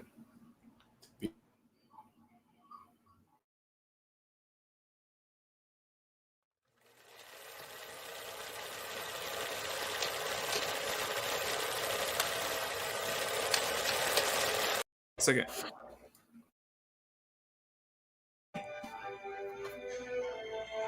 I uploaded the intro twice. Oh no. We're still live. We're still live. We're still live. I just uploaded the intro twice. Hang on. Hang on. This is a yeah, this was it. Okay, boomer, yeah, boomer. Whatever you say, boomer.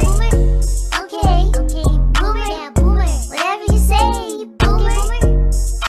Can you guys entertain the chat for a bit, because I just boomered the hell out of it right now. No copyright music, please. Thank you. It's just enterprise ship porn from Nerdrotic. Still, no copyright music, please. Thank you. Yeah. Shit. Oh, Okay. shit. I gotta make this quick. How do we say goodbye? Just entertain the chat for a second. I gotta do this outro real quick here. You want to thank you guys for sticking around and staying with it. Definitely hitting that 30 like hype. Oh wait, hang on. I think I got it. Hanging on. Where is? And Parrot Head's nowhere around for this. This is like classic. Okay, perfect. Yeah, no. You guys go ahead and do that. I'm just gotta wait till it loads up. Hang on, hang on. Do you think you were right? I haven't seen Parrot Head for a while, and considering it was just recently Thanksgiving up here, well, he just showed me. I am seriously worried about him. Did no, he you just get showed me a mistaken pic for earlier today. He's sending me stuff every day. Oh yeah, he's sending me plenty. Oh, I couldn't resist making the joke. Come on. Well, listen. There's a reason why we say we bring the meat here. Yeah. What Parrot Head showed me earlier today was plenty of meat. You're a godsend. Thank you, Parrot Head. Yeah. Anyway. So I'm just waiting. It's still processing. Sorry.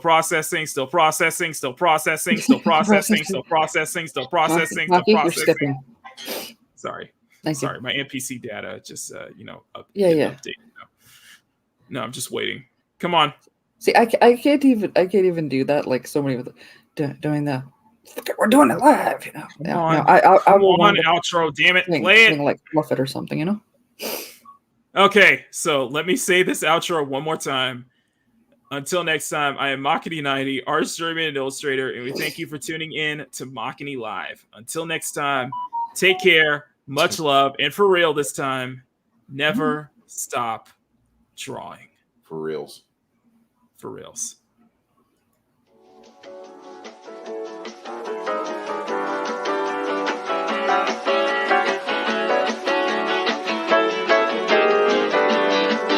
Also, this is updated some new effects to it as well.